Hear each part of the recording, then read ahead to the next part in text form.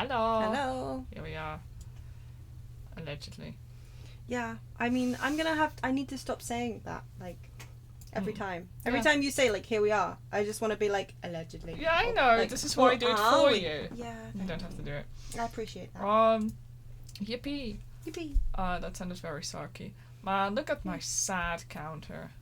It's rubbish. Yeah. I can't believe we even went to his house and you didn't throw anything. I know, right? Like, Wow. That would have been so funny. Like, something had happened to the bottles. So you can see I have updated my system, which is why I'm not... For once, I don't still have the game running. Oh! But it's cool because we get to look at this background and Yeah. those flags still distress me. Yeah, they should not, yeah. It's like I looked at the original 3DS graphic, I was like, that's perfect, doesn't need change. No, quite. Nor does the direction need changing, apparently. Still. Loathsome. Yeah. Loathsome. Oh, right back Oh, in there. right in it. But does it actually say Williams and Turner? Yeah. W and T. Is it William and Turner? I think William and Turner. Yeah. Oh, I've been spending so much time looking at like stuff on my phone that I just keep reaching out to the screen to try and like pinch it open. You know? To like zoom in and check it. Like, oh, distressing.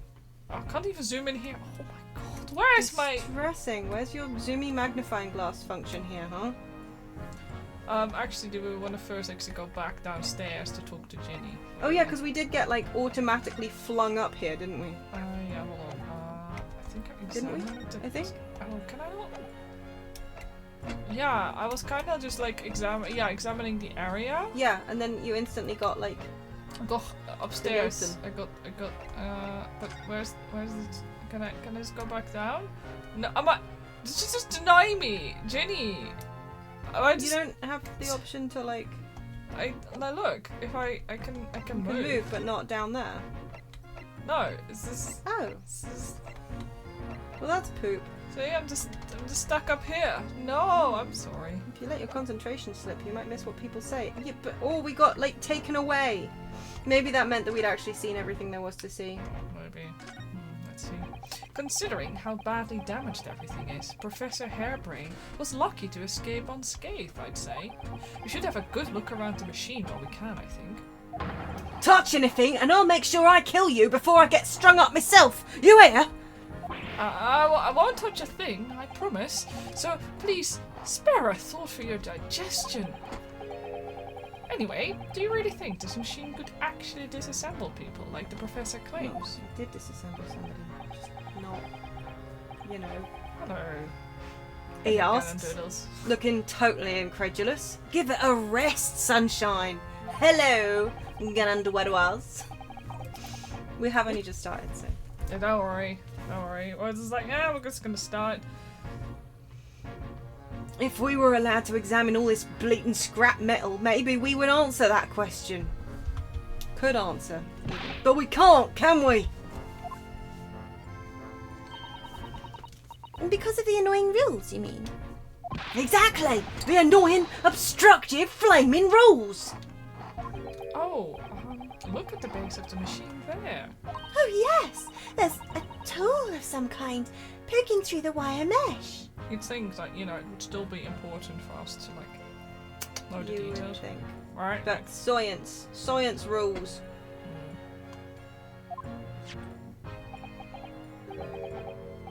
It's a screwdriver, get it? Because Yeah, it's shaped A. like an A. It sure is. It's a screwdriver, I Is think. that A for Albert, Alfred, whatever the guy's name is? Okay, now on the subject of screwdrivers, Hello.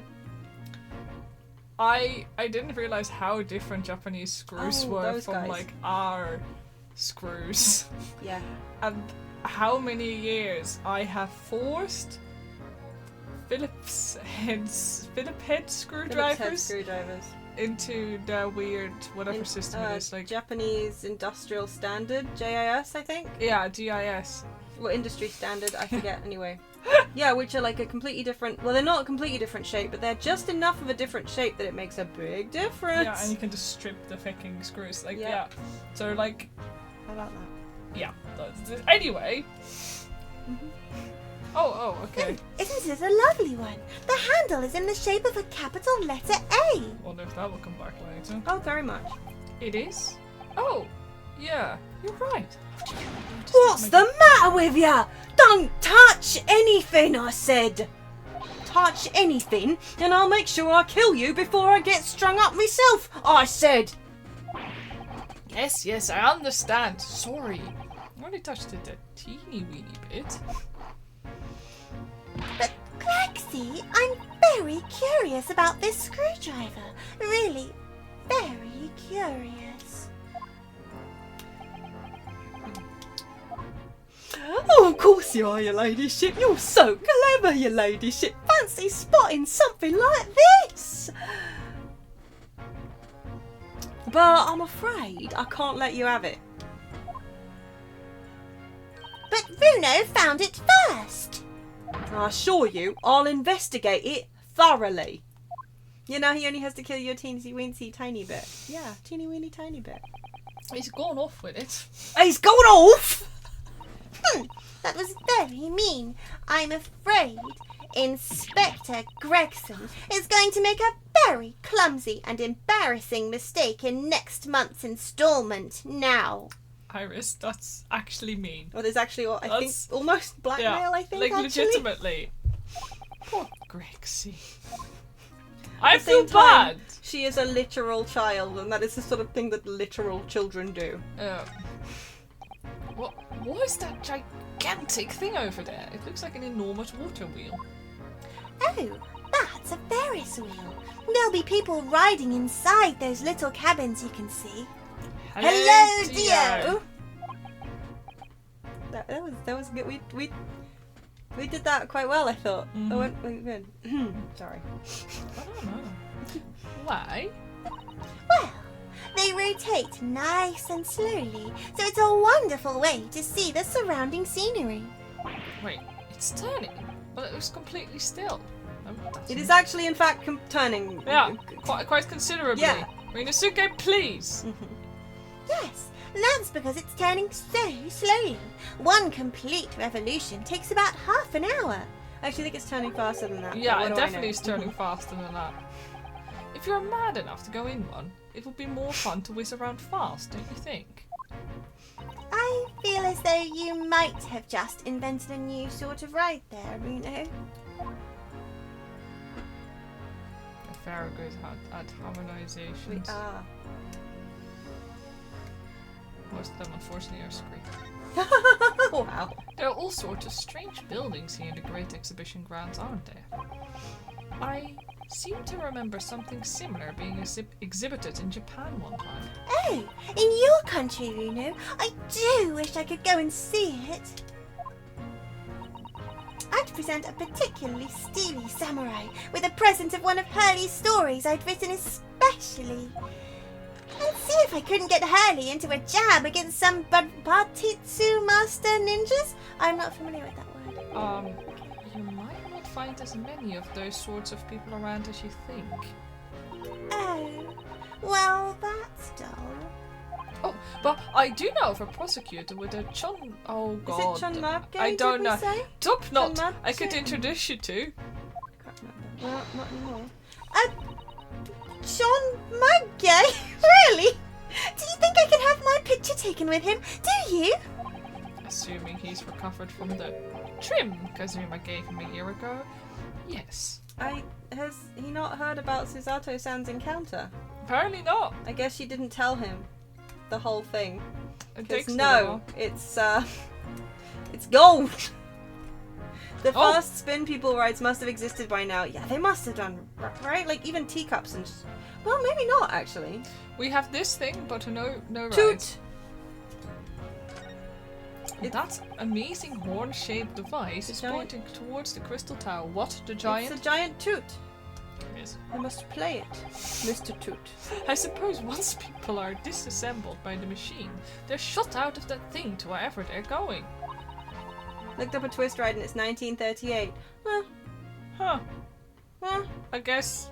maybe like the technology didn't quite exist to have it like safe. Mhm. On the other hand, we're currently disassembling people. This is the thing, okay, so that this contraption, I like that we're saying does it really disassemble people?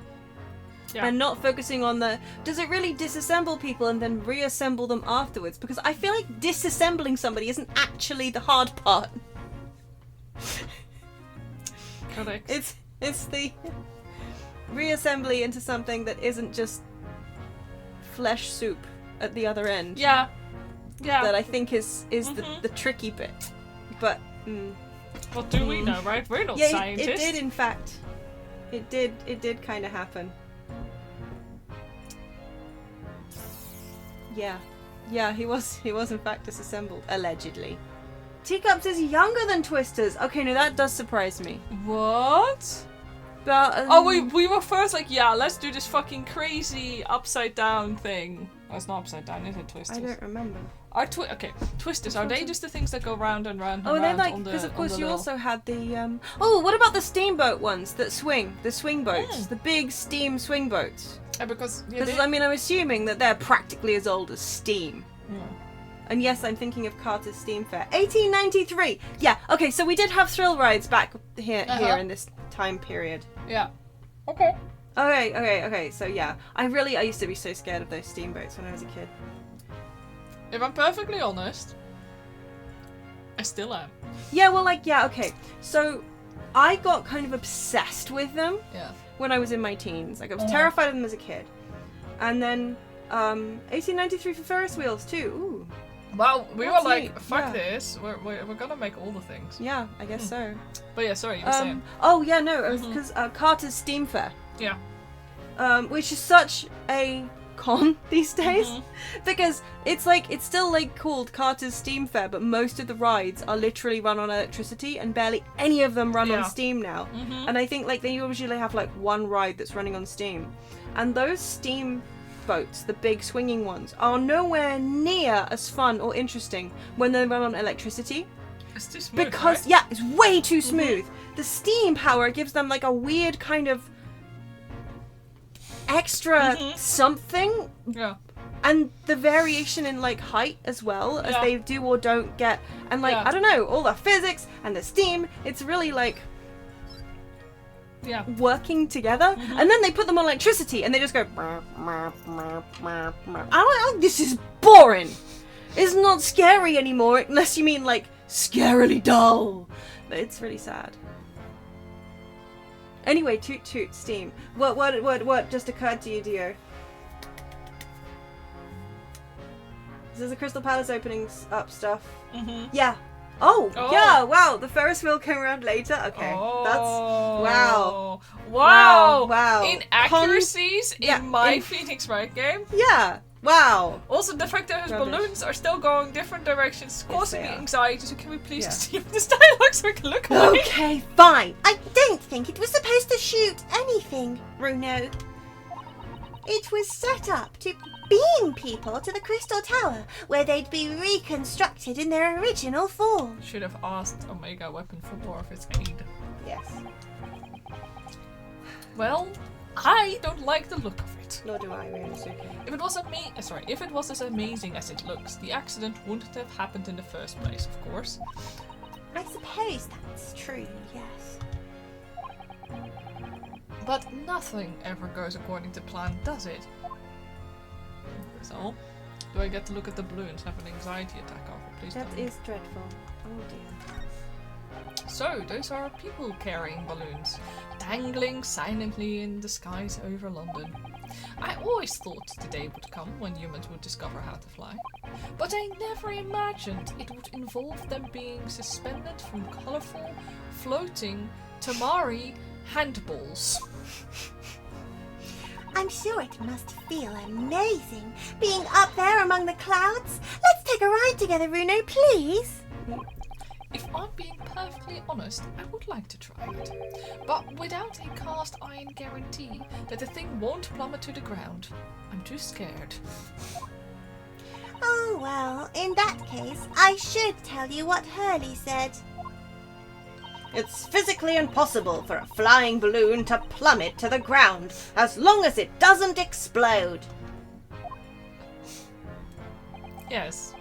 call me crazy, but I think that exploding part might play on my mind a little. Well, then you should go in the hot air balloon and not the gas balloon, shouldn't you? Hot air balloons are much less likely to explode. Oh wait. More like technical on me here. Just saying.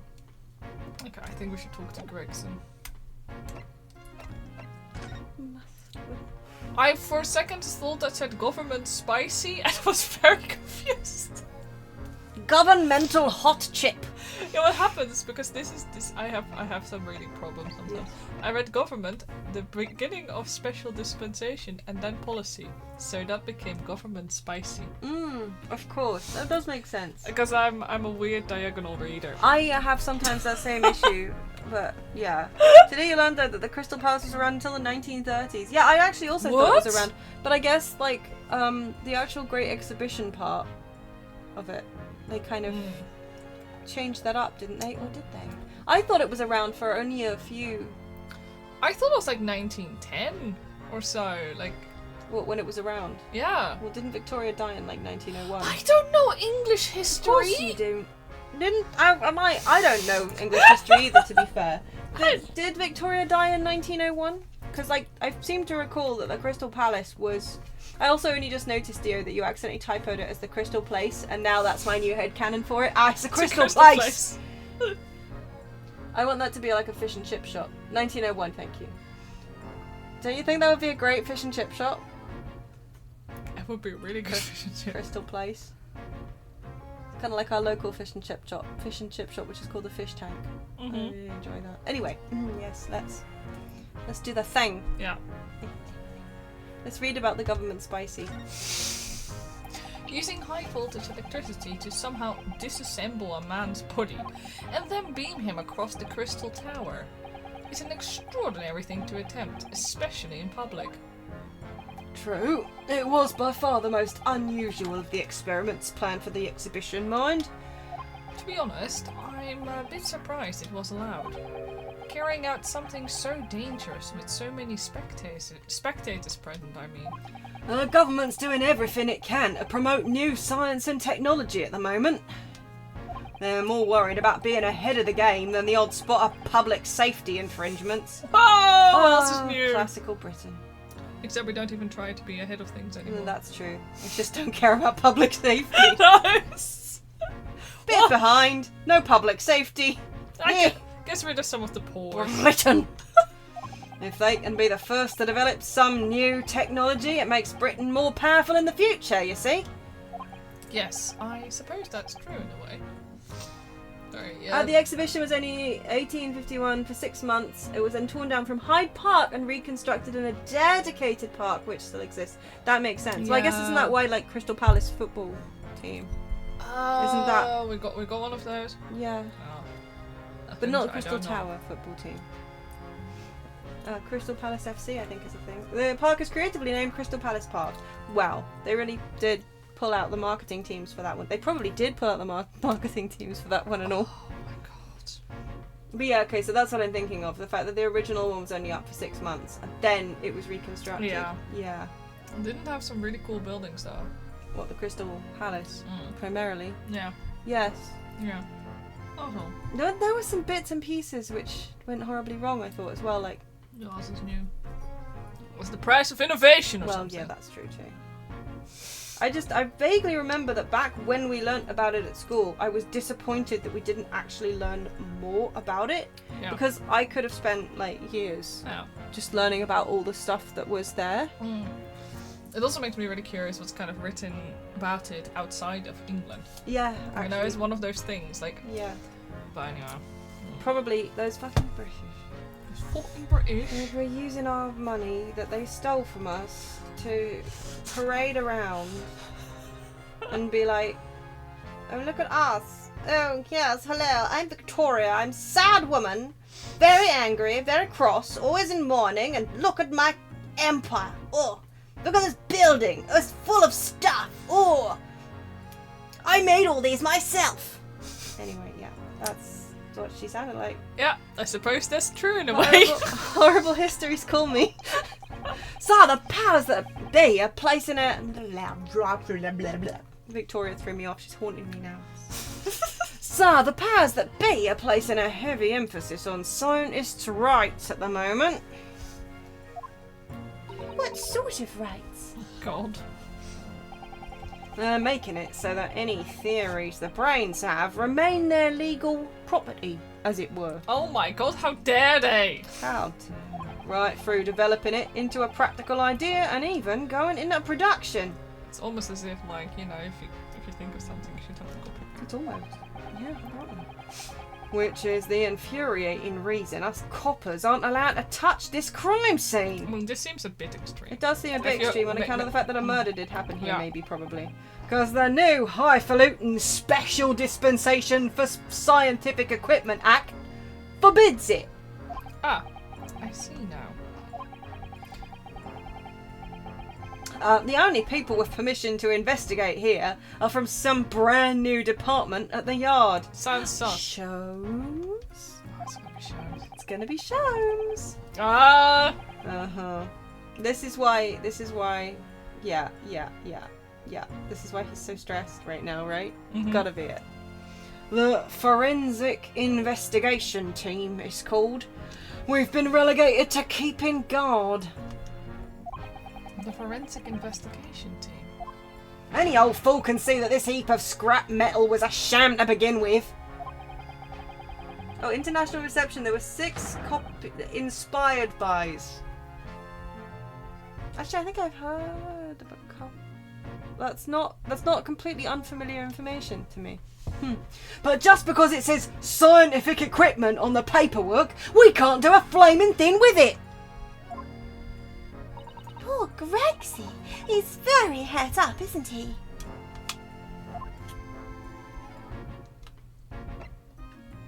Sorry, sipping me water. Special dispensation. Dispensation. Remind me again, what's this new legal act that means we're not allowed to touch the scene here? We literally said it. 4 of them also burned down like the British Crystal Palace too. That is weirdly similar. It's almost as though if you build an entire building out of glass, it's going to get extremely hot. Wow. Could it be why they're called hot houses? Maybe. Are you having me at it, Sunshine? It's the Special Dispensation for Scientific Equipment Act, and I can't say it! Yes, I think Hurley mentioned that recently, with a real twinkle in his eye, as I remember. Van Zeeks is going to be really pleased if Sherms is involved with this, officially. I'm sure he did, your ladyship, I'm sure he did. Passed especially for this great exhibition it was. All scientists have to do is present their ideas or inventions to some suits in the civil service. And if it gets rubber stamped, that's a guarantee of rights to maintain the invention's confidentiality. What does that really mean? Think about it. Think of all the world-changing new inventions on display every day at this exhibition. Well, a good half of them are a load of cobblers, if you ask me. Put forward by shammers like yourself. Thanks for that. Oh, I love how absurd some of the inventions here are. It's all so fun. It might be fun to you, but a member of the force has to be present at every single demonstration. Can you imagine, eh? It ain't science, that's what I say. Oh, I don't think so. That sounds like my dream job. You'd soon think otherwise after spending a day guarding all these shammers' bogus contraptions. But if they're all bogus, how can anyone hope to demonstrate them? There'd be no point! Yeah, well, there is a point, sadly. Sorry. Thanks to another of our government's bright ideas. If any theory or invention is deemed to show potential, the government hands out a research grant. The scientists get funding. Exactly. And that's what they're all after. All these shammers coming from far and wide to clog up Hyde Park. And who has to keep them all safe, eh? Who has to smile politely and welcome them? Us coppers, that's who. Why are you whining about needing to do your job? Jesus Christ, Gregson. Well, on the other hand, I guess they're all tied up and not actually, you know, keeping the rest of London safe, potentially. Yeah, well. So you can see why I say it now, can't you? Hang science! Hang it! Oh, maybe I can see your point. The switch from baby voice to normal is always so funny. I'm glad you enjoy. I always look forward to when he does the I'm talking to Iris voice. It's quite fun to do, honestly. One of the same name in New York, one in Montreal, one in Porto and Madrid, and then the Glass Palast in Munich and Golden Palace in Sydney. Wow, Golden Palace. Sorry, the Glaspalast is going to live rent-free.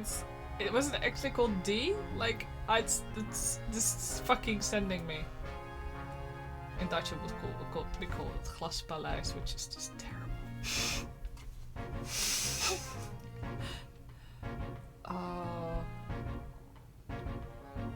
I wonder if they called it the Golden Palace because it like caught the sunset or something. I mean, the thing is, the Glaspalast to me is the Glass Palace. Well, yeah. So. I mean, I think we went with Crystal Palace just because glass sounded too dull. It's too real. Also, imagine what the window tax would have been on something that was made entirely of windows! This wow! is truly the true show off of like all their wealth. Yeah. Like, check it out, an entire building made out of glass. Queen Victoria's like, I'm the queen. I don't have to pay window tax. It's not actual crystals. No, it's literally glass. it's glass. Yeah. For sure. You think in general it's just glass palast? Yeah.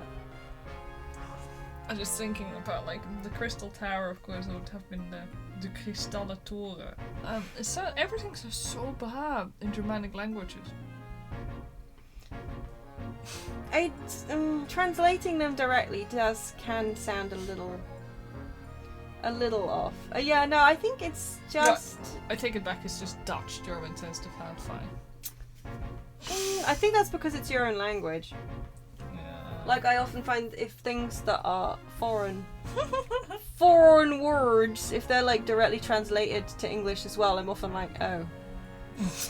Well, that's disappointing, isn't it? Garden Palace. Oh, okay. That's yeah. Did they fill it with actually, if it was a giant greenhouse, that's actually cooler though.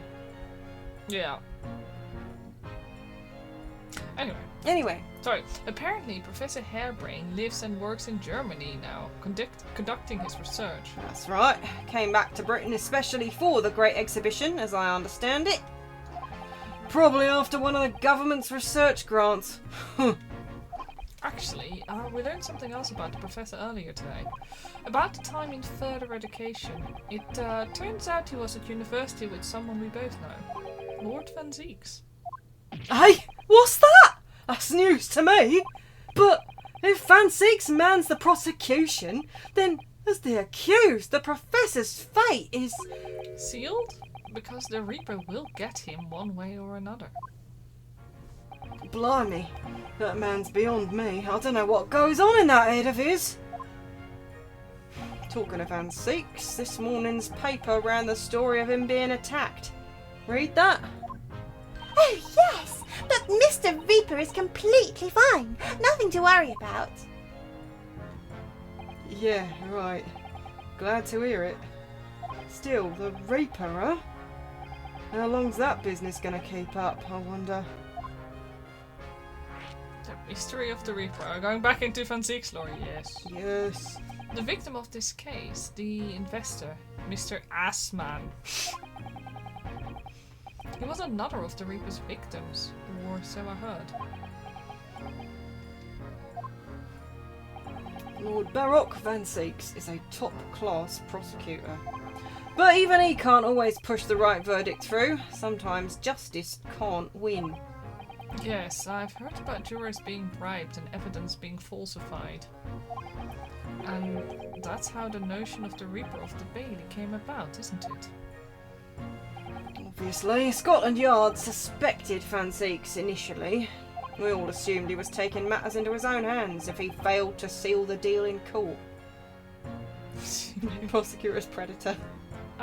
Which one Zeke's kind of checks out here. True. Although the man himself denies that charge. But not that kind of predator. No. Well, we've done a very thorough investigation, and the conclusion we reached is that Lord Van Zeeks is in no way related to the deaths of those people outside the courtroom. There's no question in my mind. I'd stake my reputation on it, I would. If that's true, then how do you explain it? All those defendants couldn't just have coincidentally died if nobody killed them. Well, one of them was murdered by somebody else. What's your point? I know that, but I can't explain it. It's a mystery after all, isn't it? That's the whole point of the Reaper. Yeah, I do feel like it's got to be the guy he's teaching, right? Like, yeah. Professor Harebrayne, sorry. At the same time, these have been going on a lot longer, these mysterious deaths, than he's been teaching that guy, so I don't know. Maybe it is Strongheart doing it. Maybe. Or one of the other siblings, who knows? Oh yeah, he does have family. Yeah, who knows? Maybe it's one... Anyway, Professor Harebrayne mentioned something else.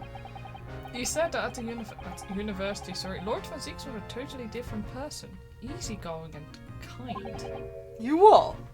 Yeah, he said that it was after they both graduated that something happened to change the man. Do you have any idea what it was? No clue. Really? Look, I've got my hands full watching over this frustrating crime scene. Why don't you go and make a nuisance of yourself elsewhere, eh?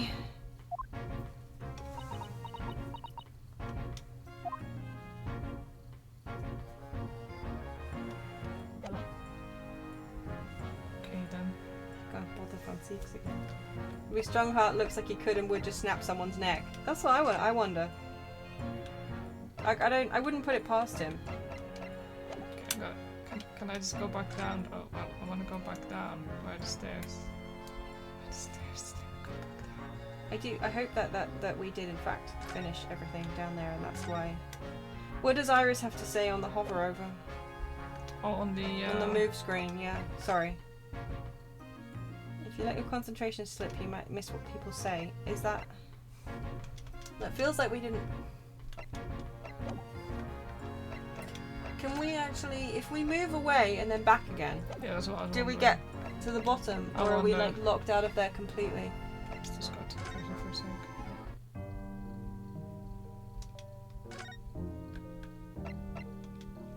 Let's see if it takes us back down.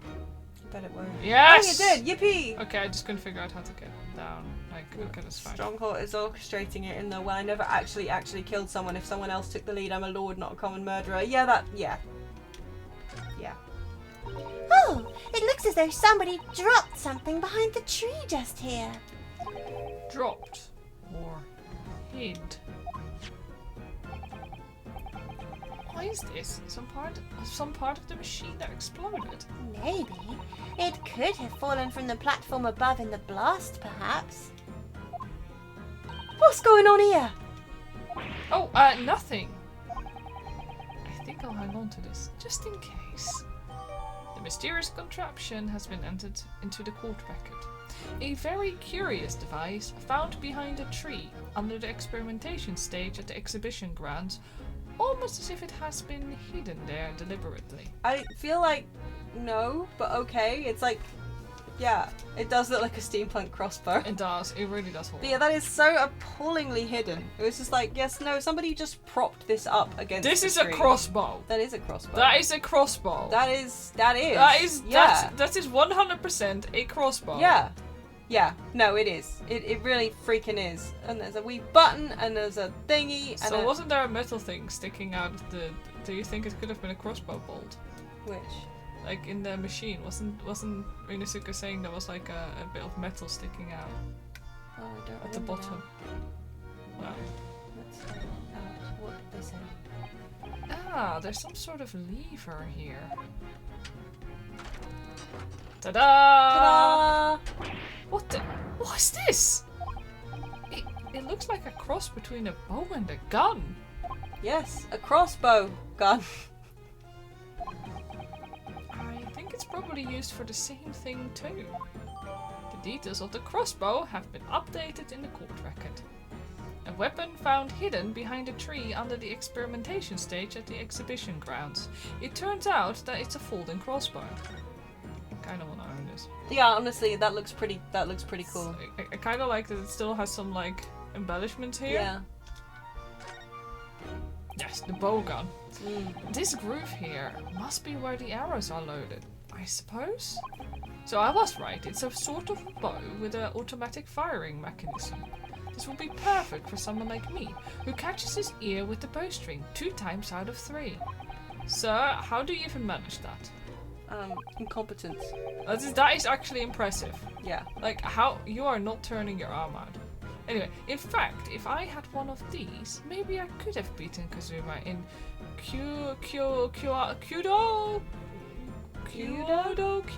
Yeah, anyway, archery training. I am so sorry. It's been so long, I do not remember anything about Japanese. Oh, is this Turny Boy? Ooh, Turny Boy. It looks like you wind this around in order to draw the bowstring back and create tension. You must be able to fire arrows with a huge amount of force using this device then. I'm surprised Iris has nothing to say right? She's about just standing this. there going, Yeah, weaponry. Yeah, I know nothing about weaponry. bullshit. Crossbows are actually really inefficient. The only advantages it has that is hitting something is easier with less training. Yeah, that checks out. Yep.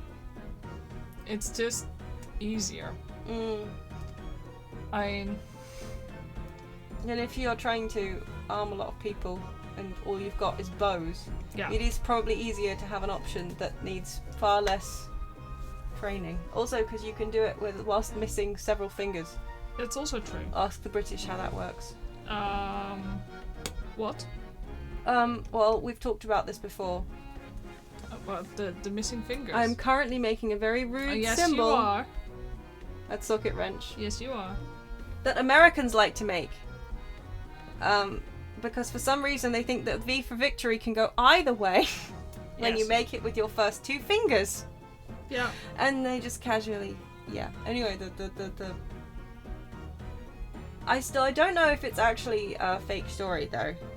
That the British 2-finger salute came from the British archers showing the French that they still had their 2 bow fingers. I see, yeah. Because of course you kind of need those 2 fingers for pulling back a bow. If you don't have them, you're not as... So I think, and this is a story that I heard when I was like, I want to say like 10 or younger, you know?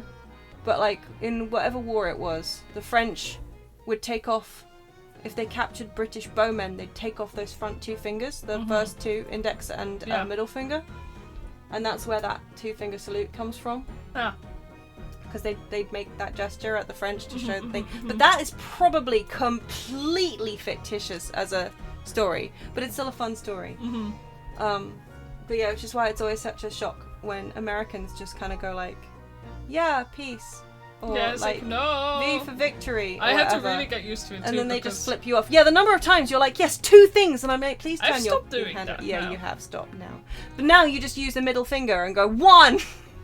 But I think that's more intentional. That's intentional. Don't you for a second think that it's not intentional? So I can only count up to 4.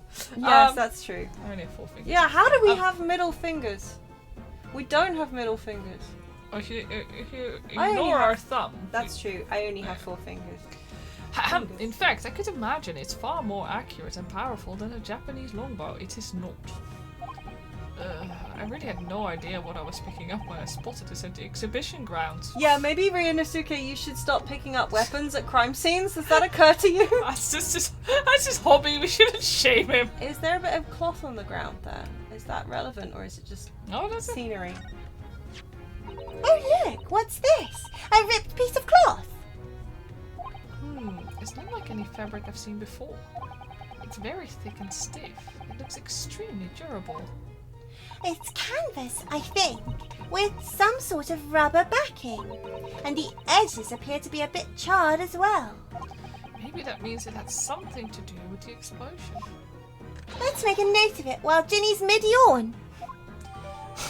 Okay, so that makes me wonder if that little bit about the exploding hot air balloon was Oh yeah. was just fluff, or whether it was actually kind of a clue about like maybe some kind of gas-filled. Yeah. But I don't know what gas balloons are like made of, No. material-wise. I know that these days hot air balloons are made from like almost like a ripstop polyfabric. But it's called. I don't know, where is it? The envelope. No, I don't think they do call it anything to do with. It doesn't matter. The piece of green cloth has been entered into the court record. Piece of green cloth. A torn piece of canvas-like material backed with rubber that was found under the experimentation stage at the exhibition grounds. There are scorch marks at the edges. Oh, latex, yeah.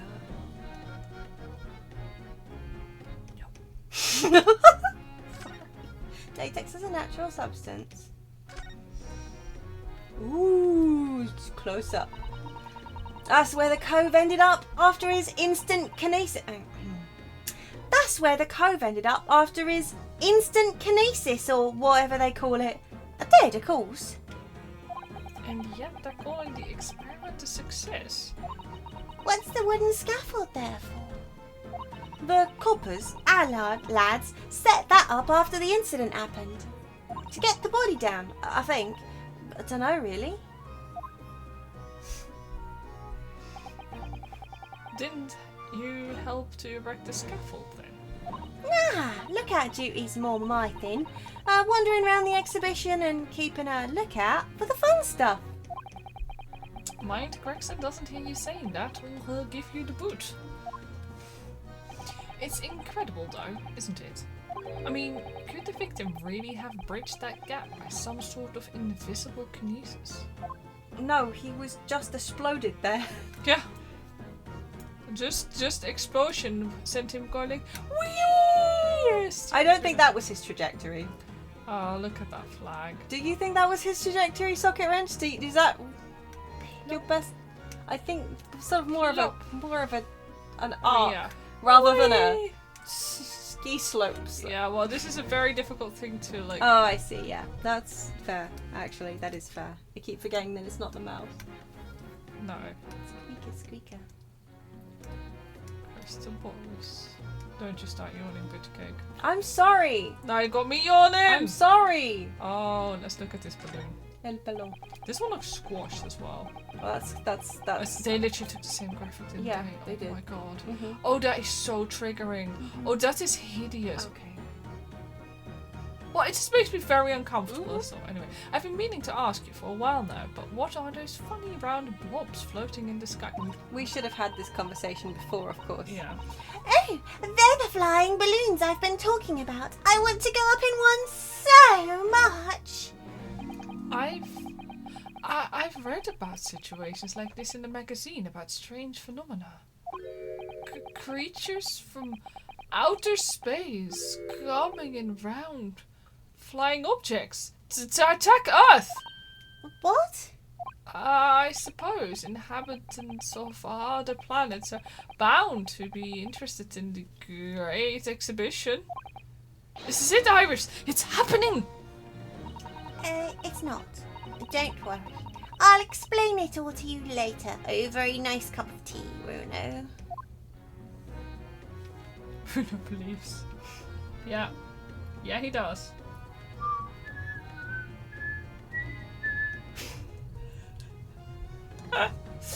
Whew, okay, well, I can have a conversation with Gina! Let's talk about Gina. It was 8 months ago now. Don't you start! That I first encountered Gina in connection with a case I was working on.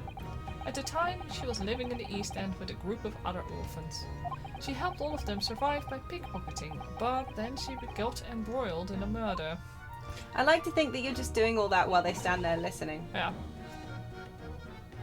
I had a lot of time to think in prison. I realised I couldn't go on like I was. The diving weren't working out. Oh, I'm so pleased to hear it, Ginny. Well done! So, you went from being a pickpocket to a detective. Hey, you got it. Good, isn't it? Inspector Lestrade. Sounds like something out of a book, eh? Talk about a sea change. And then there's Iris's old man to think about. Iris's father, you mean? Yeah, I promised her, didn't I? I said I'd get all the police forces round the world to pull out all the stops looking for him. Just a small promise then. Nothing serious. Oh, Ginny, you're so sweet. I feel like at this point, we should have at Um, least mentioned it to somebody. Yeah, That- I think Sholmes knows. Like, Yeah, I mean, I think Sholmes knows, but I don't think we've told him. no. It's very awkward. It's like, Really, like, yeah, you know, I'll pull out all the stops looking for him. And we've just had his full name, and we're like, oh, well, he might be dead, but let's not talk about it, shall we? So anyway, that's how come I had a go. I can't read today. Blimey. Sorry, give me a second. blimey heck. Blimey whizzes. So anyway, that's how I didn't.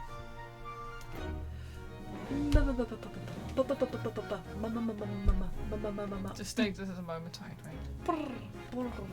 Yeah. So anyway, that's how come I had a go at the test for Scotland Yard.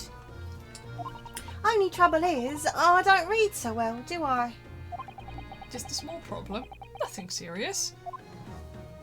And that's when Hurley approached Grexy and asked for help. So the inspector said he'd take the full responsibility for Ginny and made her a sort of apprentice. That was very magnanimous. Magnanimous. Magnanimous. I know what magnanimous Okay. is, but I cannot pronounce it today. I was helping. Thank you. Of Inspector Badly. Gregson, yes. Well, you know Hurley. He enjoys finding ways to make people do what he wants. The great detective likes digging for dirt, in other words. Blackmail.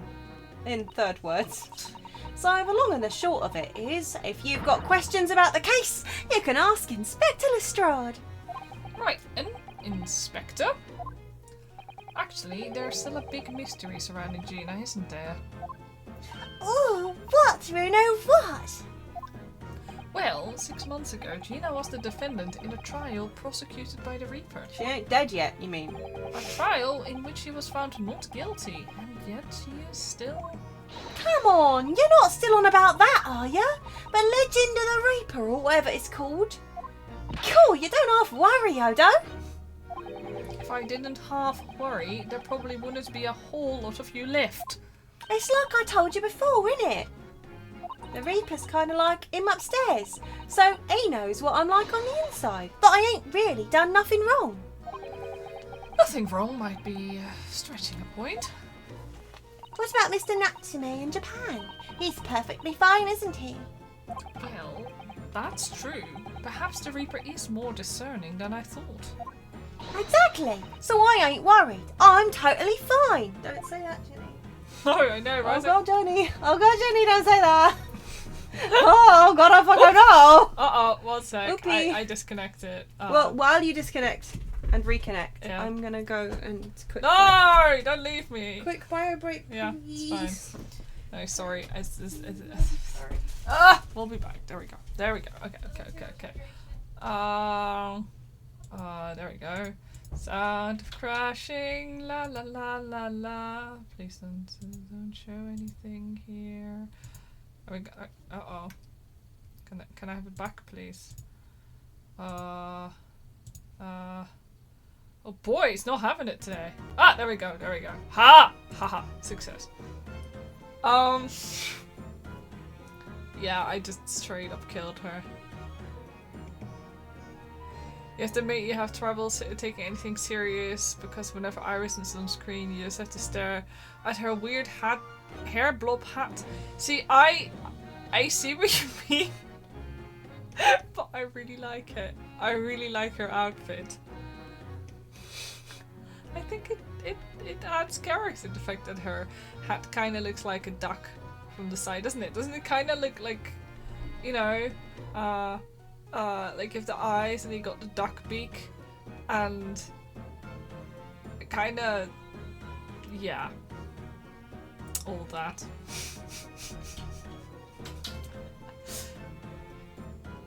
Sorry for being quiet for a second. I am also hydrating. Again. I don't Yeah. hydrate too much, you'll end up like me. Yeah, well. Can you also just not unsee the duck on Gina's hat? Oh.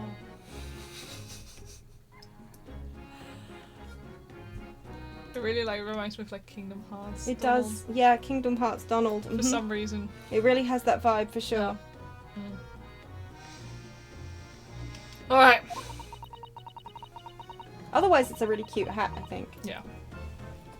I just like her outfit a lot. Yeah, honestly. I would have. I would- I would wear this outfit. I would 100% wear I this can't outfit. even stand colours that high either. I would deal with it. No, it's true. I would deal with it. It's a cute little scarf. Actually, no, it would probably kill me, that collar. The brainy bloke pulled a bunch of levers on his machine. Are we ready to? Oh yeah, I'm ready to go. Okay. And suddenly it started billowing smoke. Then it just went pop. I ain't seen a better experiment here yet. Sorry. You mean you saw it, Ginny, with your own eyes? Squeaky chair. Yeah, of course. The boss is in charge here, ain't he? Oh, of keeping everything. I can't read. Blooming. You can do it. I believe in you. Let's start this again, shall we? Yeah, of course. The boss is in charge here, ain't he? Of keeping everything running smooth, I mean. The boss being Inspector Gregson, I suppose. That's going to take some getting used to. So all I have to say is that I'm on duty and I can do whatever I want to. Get this! I was up in one of them flying balloons when it happened, watching it from above. No! You're so lucky, Ginny. Maybe I should join Scotland Yard too. Yeah, do it! You know how to put the boss in his place already, right, Iris? You'd have no trouble at all. Then it's settled. When do I start? No. You can't join Scotland Yard, Iris. We'll see. Anyway, what I don't understand is this. If the machine exploded so spectacularly, how can Professor Bunnybrain still be claiming that his experiment was a success? A success. There we go. Oh, right. Well, it was a success. In a way. It was? How can it have been? Successful experiment? Question mark? Question mark. Surely after the whole machine blew up, no one could call the experiment a success. It's like I said, it did sort of work. I mean, yeah, there was a load of smoke and that whopping great bang. But where do you think they found the victim's body, eh? In the crystal tower over there. What? In the tower? You can see for yourself, can't you? Up there above the scaffold. Oh, where all the glass is broken, you mean? Yeah, the cage, what the victim got in to start with, really did get beamed through the air or whatever and landed all the way over there. I think it was just mostly the explosion, but okay. Yeah. So you see, it did kind of work, didn't it? What? I don't believe it. I mean, I don't get the ins and outs of it, but anything's possible, right? With science. Oh, I tell you what, you can have this. It's a plan of the experiment they drew up at the yard. Beamed or just flying via explosion? Yeah, right? Yes. This sort of, I mean, maybe he just discovered the world's first jet propulsion. Explosion Express! Yeah. Are you sure? You should try that. Yeah, I think you should definitely try it. Yeah, go on. I had 3 bob off you before, so fair's fair. I think you should try teleporting yourself. I agree. I think that's very important. I think so too. Yes, I didn't actually give that to you, did I? The sketch of the experiment has been entered into the court record. Good job, the experiment. A diagram showing the relative positions of the crystal tower and Professor Harebrayne's machine that exploded. It did exploded. Okay, I'm also gonna check. I actually didn't examine the cloth from earlier with that rubber on the back. It looks like layers of thick canvas with a thick rubber lining of sorts. I've never seen anything like it before. But applying Mr. Sholmes's methods, you might deduce it was part of a raincoat worn by someone who really, really didn't want to get wet. And the charring must have occurred when the person was struck by lightning. That's a very Sholmesy deduction. Or maybe not. I mean, it is an extremely Holmesian deduction. But if you were applying the real Holmes method, you probably should have chewed a bit first. Yeah.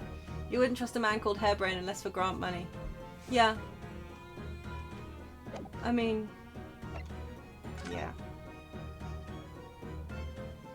What is this? Magnifying glass is useless. I like that they also put the hot air balloons. I mean, the gas balloons. Sorry, those are. Yeah, like in there, somebody at just Scotland Yard was like, yeah, we need the balloons in there. Yeah. Well, maybe it's because Gina was like in one of those balloons Yeah, maybe, relative so to the the balloons experiment, were- so yeah. we're gonna have to deal with perspective. This is so fucking useless. I cannot even.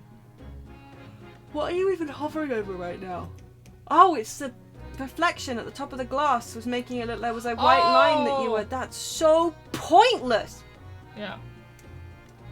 Okay, but it doesn't tell me anything much. No. Well, it's there. I'm sure we'll need that at some point. Very much About so. the investigation. Something Inspector Gregson said before seemed a little strange. For what it's worth, anyway. Investigating's off the cards for all of us. We've already covered that. Yeah. Okay. Yes, naughty old Grexy ran off after that without explaining himself. Yeah, we were supposed to talk to Gina, then investigate the grounds, Yes. then get dragged upstairs and have that conversation with Gregson. So everybody just pretend we haven't talked to him yet and that this is happening in the past. Uh-huh. Which, yeah. Yeah. Oh right, that. The boss said no one's allowed to investigate that weird machine what blew up yesterday. Well, that's not fair. We are representing the defendant. In that case, could you at least tell us what you've learned from your investigations? Nah, you're not getting it. We ain't allowed to investigate neither. Why? What did the boss call him again? The Forensic Investigation Team, I think. Anyway, apart from them lot, no one's allowed to lay a finger on the scene. Bit funny, innit? Yeah, sorry, the fact they let us do this out of order is really bizarre. It's a bit weird. Up to and including the conversation about the hot air balloon. Yeah. Where also, like, Iris is like, I'll explain it to you later. And then, like, 10 seconds later, theoretically, in the order you're supposed to do it in, he's like, oh, yeah, look at those balloons. Oh, they sometimes explode. Cool. So even Scotland Yard's own investigators can't investigate. Detectives, it says. It said detectives, not investigators. Investigators are investigating. Very good brain. Yes, I've never heard something like that before. I thought I could have a gander on the quiet, though, but the boss caught me at it. You probably heard him giving me an earful about it before from down here, didn't you? It's not bleeding fair. I think you're giving him... Oh, sorry. Alright. Hello. Was that Hello, your wall. elbow No. meeting the wall? I think you were giving him as much of an earful back, as I remember. Sorry. Well, I mean, yeah, well. Sometimes I think it's all them chips what make him so stubborn. You say something to him, Aldo. Go on, see if you can get through to him. He's up on the platform above us, isn't he? By the machine that exploded is. Yeah, why did the game do this? I don't think so. Yeah, this is really silly. We can try, can't we, Bruno? Brixie will listen to us. He actually didn't. You threatened him, Iris. Yeah. Remember? He was all like, no, I'm taking that, and ran off. And then you were all like, Well, I think he's going to do something really silly next story I write. Yeah. Bruno, listen. What is it? I've been thinking. Dangerous. I know. Hurley might know something, mightn't he? About what? About Mr. Reaper. Oh? About what happened to Lord Van Zieks, you mean? Deep law. Oh, deep law. Because it sounds like something very significant occurred after he graduated from university. Something that completely changed his life. I like how the musicals are like, yay, yay, yay, yay, yay. And we're like, deep depression hit this man. Tragic backstory. Tragic backstory. Tragic backstory. Maybe, but I have no idea where to find Mr. Sholmes at the moment. He's in the middle of some big case, isn't he? Here, this is what you need. Madame Tussballs? I'm assuming Yeah. that's a Madame Two Swords type I think so. replicate. Maybe or maybe Yeah. not. What's this? Some kind of entrance ticket. Madame Tussballs. Is this supposed to mean something to me? You don't know it. It's the most popular attraction in London at the moment. It's very close to Baker Street. Actually, we could go now if you like. No. We don't have time for visiting attractions today, Iris. We have a big trial tomorrow. But that's where Hurley is. What? At this popular London attraction? He got his waxworks did. Oh my god. Yes, How is it that you know where he is? Hurley told me. But he told me to keep it a secret from you, Uno. Oh my god, this is waxwork terrible. Madame Tussballs. I don't see how it could be related to the case we're investigating here. But then, stranger things have happened. And when they happen, Mr. Sholmes is usually at the heart of them. I'm so glad that he was still in copyright when they did this, because it would not be the same No! if he was Holmes. No, legitimately, Like, it's Sholmes is improved just- the game. Genuinely, yeah. Like, I think the localization team was like, no, No, we are, Yeah. no, this is Herlock Sholmes. Yeah.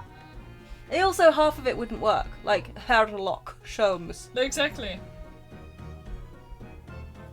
Also, Hurley. Also, Sholmes. I also think that one of my new favourite phrases is like, no shit Sholmes. Because it just works so much better than no shit Sherlock. It scans so much better. Mm-hmm. Specifically, you're glad we don't have a European translation, because if we did, he'd be Sherlock. Yeah. Yeah. Thank Yeah, you for I'm- once, I'm- America. I'm glad that they were like, no. Madame Tussballs! Madame Tussballs. A museum of interesting Waxworks. waxworks exhibitions not far from Baker Street. It's become a very popular London attraction in recent years. I am really sorry. Can I ask for 1 second? Somebody asked me something that's kind of time critical. Oh yeah, no, sure, absolutely. I'm really sorry. No. Yeah. Have you ever been to Madame Tussauds? Two Swords. No, I haven't. I've only been to one in Amsterdam, and I was as somebody who's scared of people, I find these things extremely unsettling. I'm pretty. When I was a kid, I always thought it was one of those things that I absolutely had to go and see. But given that I'm afraid of like androids because of the uncanny valleyness of their humanish stuff, Yeah. I think I would have had a really bad time of it. I did write a horror story when I was in primary school at one point about Yeah. a murderer hiding inside a waxwork exhibition. Mm-hmm. And my teacher was like, "That's very nicely written. Please don't write more horror stories in my class." Mm-hmm. It's like this was me writing a. I think I read too much point horror back then. Basically. Yeah. Maybe the experiment was supposed to be done with a wax figure instead, but then the dead guy was made to go with the intent to kill him. We can theorize together. I think you were actually there once, but you don't remember much because you don't like it. Yeah, I think it's one of those things where I don't really understand why it's so popular. Because people spend ages making these things as good as they can do. And like, some of them are actually really well done. Like, there's a lot of talent Mm-hmm. sometimes, but they still never quite look like the person that they're supposed to be of. Like, if the person's standing there next to their waxwork, you know, you can tell. I don't know. I don't really understand why it's so popular. But I do know that whenever we were in London at any point and you passed Madame Tussauds, there was always a massive queue outside. Yeah. Like, colossal queue. And I was like, hey, the museum is over there and it's more fun. And it's free. Mm-hmm. You could go to all 3 museums and you wouldn't have to queue outside Madame Tussauds. Did you know that? Because you got the Science Museum, you got the Natural History Museum, and then you got the Vicky and Albert. And okay, so maybe they're full of stolen shit, but they're interesting and fun, and you don't have to queue. And the Science Museum has got so many buttons you can push that make things move, and then you can read the labels, and you can see why they moved, and National History Museum has a lot of rocks. The Natural History Museum has excellent rocks, yes, and yes, therefore yes. I stan it. Yeah, yeah. Have I told this story on stream before about the one time we had a school trip to the Science Museum and they had like a space exhibit and then they had Stephen Hawking, but like a model of him in a wheelchair, and I thought that it was supposed to be some kind of really peculiar representation of what would happen to a human being if they were in a wheelchair in space. That is so... I kept looking around for a label to explain to me why this person looked like... And it wasn't until like a couple of years later that I learned who Stephen Hawking was, and I was like, oh! no. I understand it now! Now I feel stupid, but I bet this is going to be a fun story to tell when I get older. Oh no. I felt so bad because I was just like, This oh, is so horrible. I know, right? But like, they didn't even. I don't even remember if there was a label that literally said Professor Stephen Hawking or anything. But I was literally looking around for a label that was like, this is what would happen. And I felt awful about it. But also, I mean, I was a child. Yeah. Honestly, this is the only correct response. Yes, thank you. Anyway, that's the kind of intellectual level I'm at still, I think. But yeah, anyway, so... But the Science Museum has so many fun buttons to press. Socketwrench, can we go to the Science Museum? Except not... No, except it's half term this week, so let's not. Madame Tuspel's Museum of Waxworks. Waxworks! Anyway, so now you know my pain. Okay, cool. Wait. This is actually... Oh. Neat. What is this place? It actually looks way cooler than the real Two Swords. Yeah, it's always just famous people. I was like, cool. I mean, sometimes, there is like a horror... Yeah. Like with all the murderers and shit. Yeah. And stuff in things. But like if they were all like laid up in scenes like this, it would be much better. Yeah. Much better. Look at all these terrifying scenes, but why are the people so still? Guillotines. Ruthless murderers. I know what I'll be dreaming about tonight. That woman there with the knife had banging hair, man. Yeah. They're all wax models. They're amazingly realistic, aren't they? That's that copper with the scarf, you know? Yeah, I know. Isn't I that don't right, want my him darling? back. What's he doing? I don't want to deal with him. He's so punchy. No, right? But I think that's a... Oh no, it's not a waxwork. It's outside of the barrier. I think he's on... Oh. What do you think, Bruno? Shocked? It's a Bobby.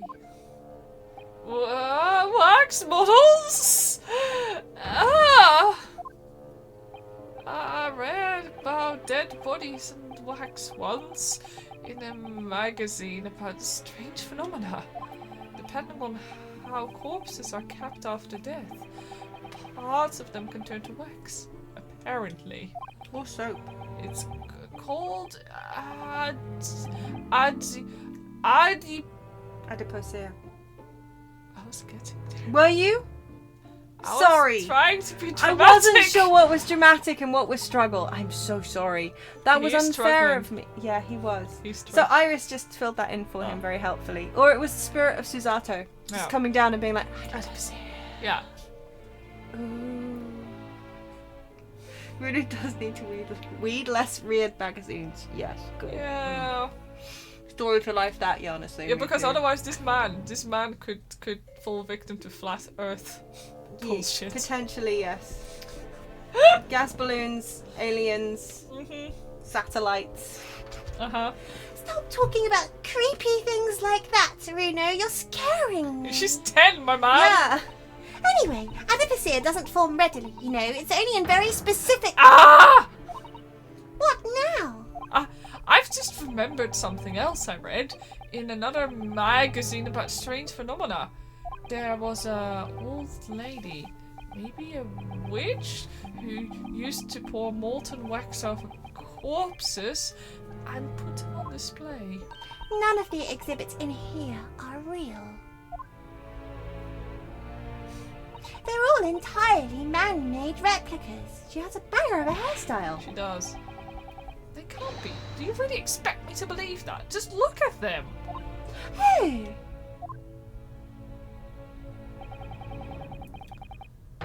He looks meaner than the other I guy. think that's a representation of the olive green case.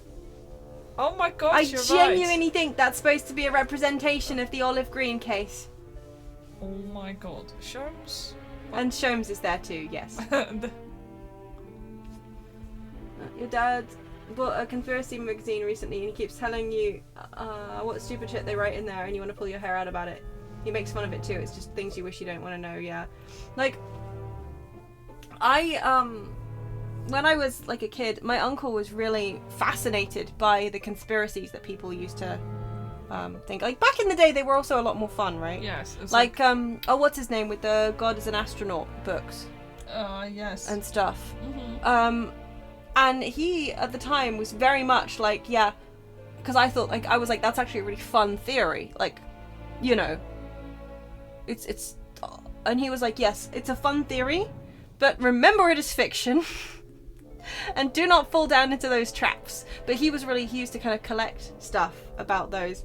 Back in my day, conspiracies were fun. But no, I always really liked that whole gentle, you know, God was space aliens thing. Although recently I learned that that's a wee bit racist as well. What? Well, because, you know, older civilizations can't have been, Oh yeah. you know, and like other civilizations can't have been smart enough to these amazing feats of engineering, which we couldn't have done. Yeah. Ergo, it must have been space aliens. I still liked Quentin's like. Oh yeah. What was it again? White people couldn't do it.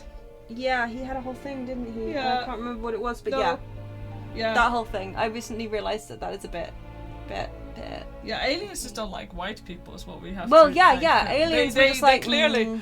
Yeah, they're all they're like. not gonna help you. Have some rocks. You can stack the rocks. Would you like to stack the rocks? Yeah.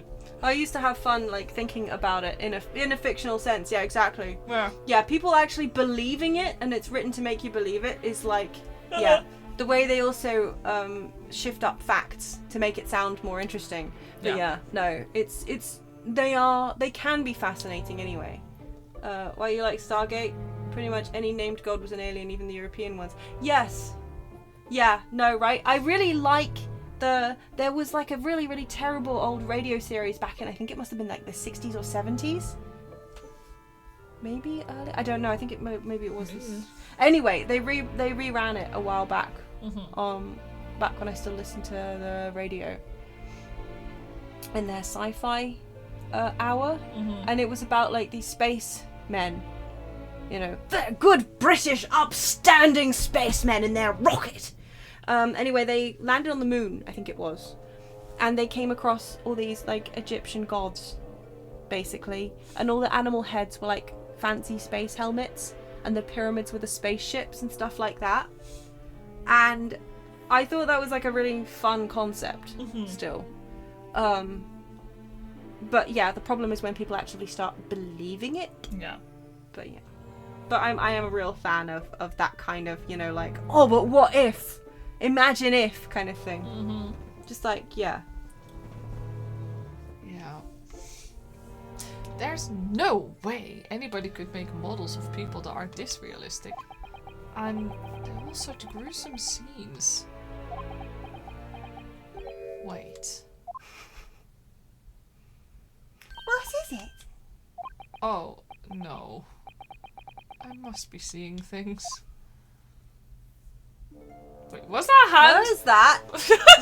What? Oh, did he replace his own waxwork? I think he replaced his own waxwork and he's standing there instead. I think that's what it is. I think he's like taken his own waxwork away And now he's standing there. I'm positive. Also, I think you guys are right. Like, it might be like, okay, I'm His gonna dad, check do you out this think? guy. It though, doesn't because quite look like No. him, but that doesn't mean much. These models are so well made. I can't tell what's a waxwork and what's a real human. Or maybe all the exhibits are real people. And when it's closing time and all the visitors have gone home, they suddenly start moving about. Funny enough, that's one of the things my story was about. Just thinking about it makes me wish it was closing time already and I was on my way home. Alright, let's check the hand. Is this an arm? It looks like an arm, doesn't it? Maybe one of the waxwork models has fallen over. You don't think it could be the work of one of the mass murderers in here, do you? Yeah, Sholmes. Bruno, stop scaring me. Is it a wax arm or a real one? Come on, you're always pointing that finger of yours in court. Poke that arm now and see how it feels. Objection! Use your thing. No. No. I'm just ignoring everything. I'm ignoring Sholmes. I don't actually know why we're... Oh yeah, because Hurley's here. Yeah. Sholmes is here, so... Is this some infamous murderer? Yes, called Jane the Ripper.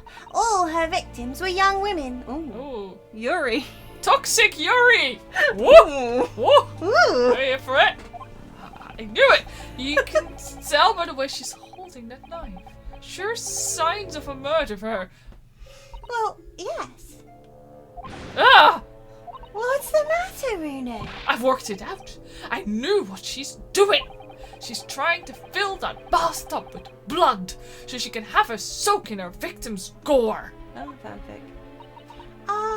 Not according to the information about the exhibit on the little board here. It doesn't mention anything about the bathtub. Really? They don't always say everything on the signs after all. Sorry, I don't think it's significant. Sometimes they don't even add signs. No! I still think it has to be there for a reason. Oh, we can't investigate it. I want to investigate it, man. I want to learn. Let me read the sign. Come on, we're in a museum. The museum. I want to read the signs. I love museums. So, girl, if you're gonna stab like that, that knife is going to slide and you're going to cut yourself. That is true. She is going to.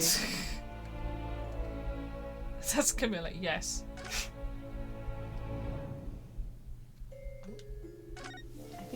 That big heavy curtain is in a very prominent position, isn't it? I have a nasty feeling there's going to be something truly terrifying behind it. Carmilla might have been a real noble woman, actually, who had the young woman killed. There was one. I'm pretty sure it's not a myth, but... Oh yes, that's the famous Tuspel Special exhibit. It depicts one of England's most notorious killers. Do you want to pay the extra fee and have a look? Pay more money to be even more terrified? Oh, let me think about that for a moment. It was only a suggestion. Can I read the sign? Oh, come on, why can I not read the signs? That's a character from Has-Been Hotel.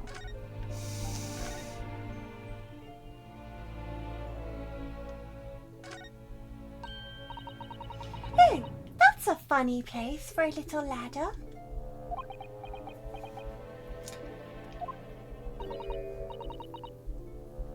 What is it? Is something wrong?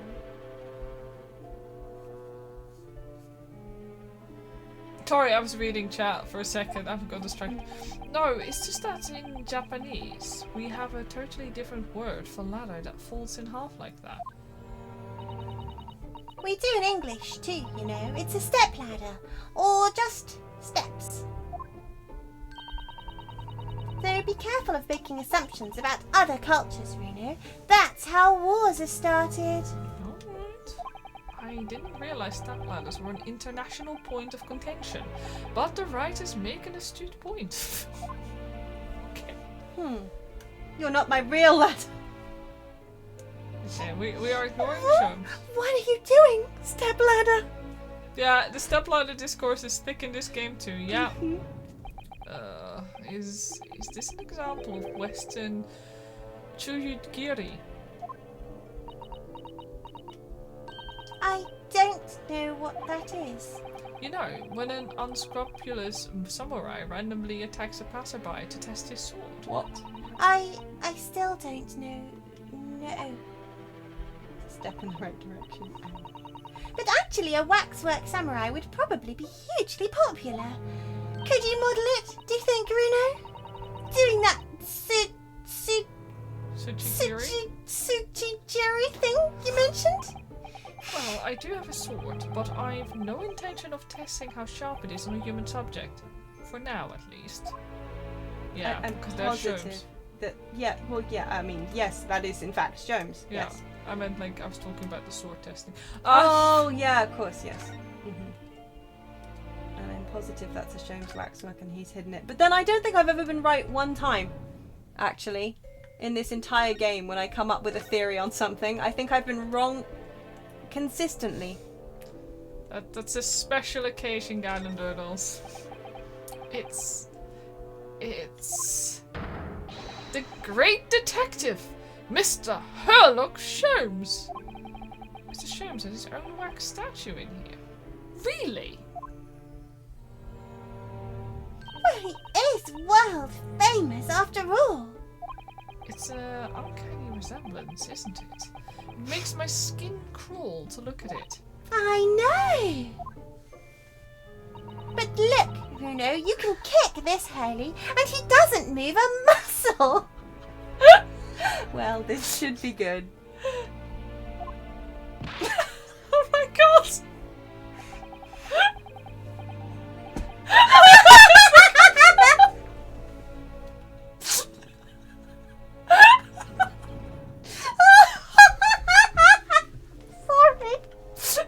Oh, I'm sorry. That's glorious. Oh, that's really nicely done. I'm a simple child. That was very entertaining. You can't go around kicking the exhibitions, Iris. Wait. it just moves, I'm sure. And not just a little bit either. Really? Did it? Look closely. There are beads of sweat on the face of this waxwork model.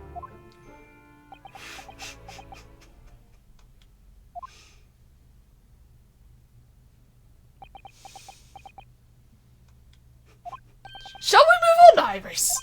Over there, look! There's a great murder scene to enjoy. Much more appealing. Hold it. Hold it. My dear fellow, I take exception to your recoiling in such a manner, as if you've seen something truly abhorrent. We have. Mr. Sholmes. I knew it. Iris, what possessed you?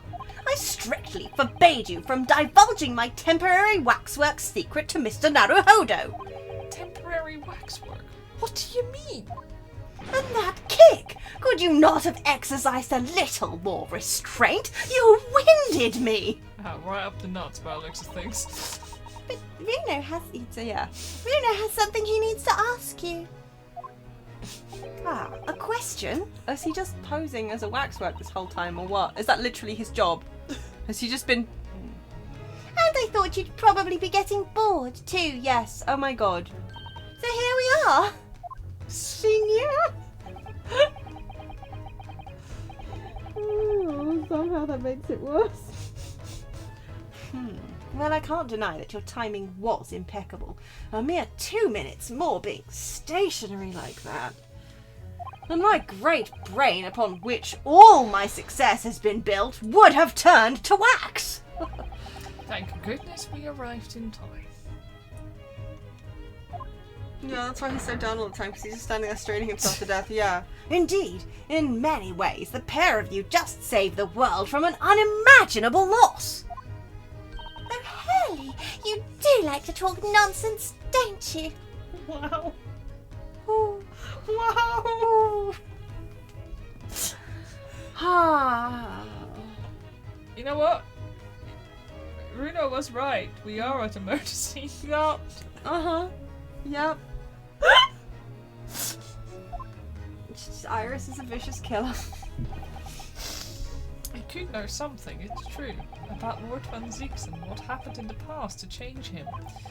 Now that you're here, let's take our time. How can I be of assistance? For you're in luck. I'm suddenly quite taken with the idea of conversing. Oh, well, actually, I'm in quite a hurry. And if my eyes don't deceive me, I believe something is afoot within the walls of this very museum. A most fascinating case, if I'm not mistaken. Really? Moreover, I have a strong suspicion that it is related to the matter about which you've come to me now. But how could it be? We shall speak again presently, my dear fellow, but for now I must return to my work. Oh, back to being a temporary waxwork exhibit.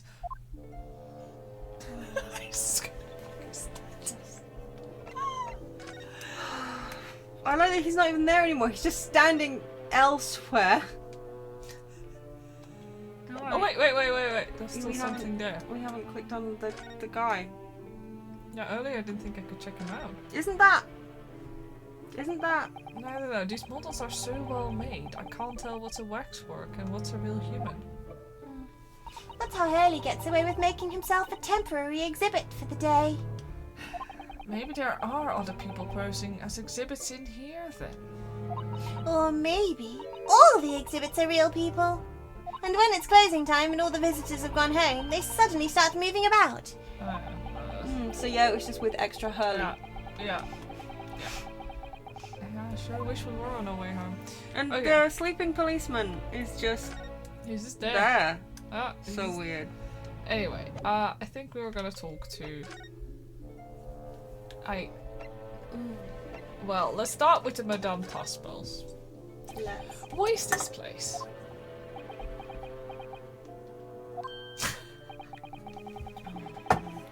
Madame Tuspels came to London from France 3 years ago, I understand. Since she opened this little waxwork museum last year, it's enjoyed great popularity in London. No shit, Sherlock. I mean... No shit, Holmes. There are museums like this in Japan too, but these displays are something else.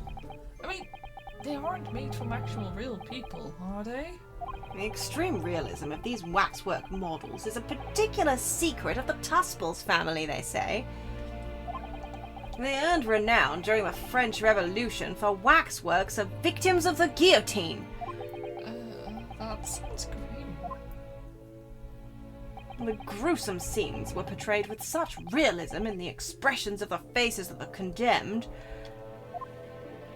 Apparently, the sculptors would make the models directly from the corpses, right there at the site of the executions. Good on them. That really turns my stomach. None of the people here look like the real people in the case after all. Yeah, they're like dramatic reconstructions, right? Yeah.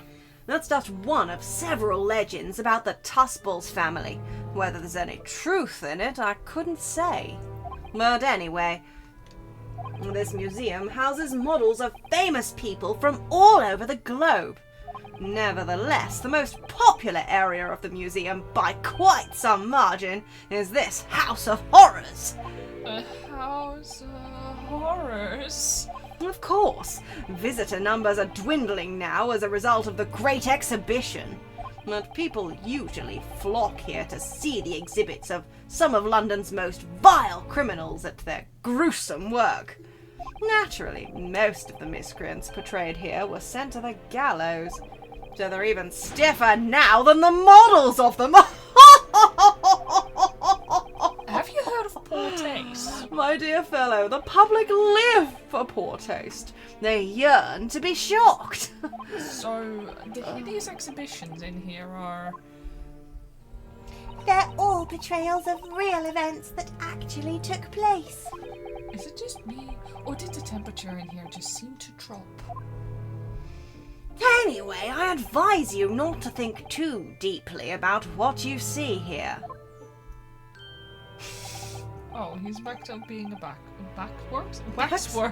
Is he? Let's talk about his temporary waxwork.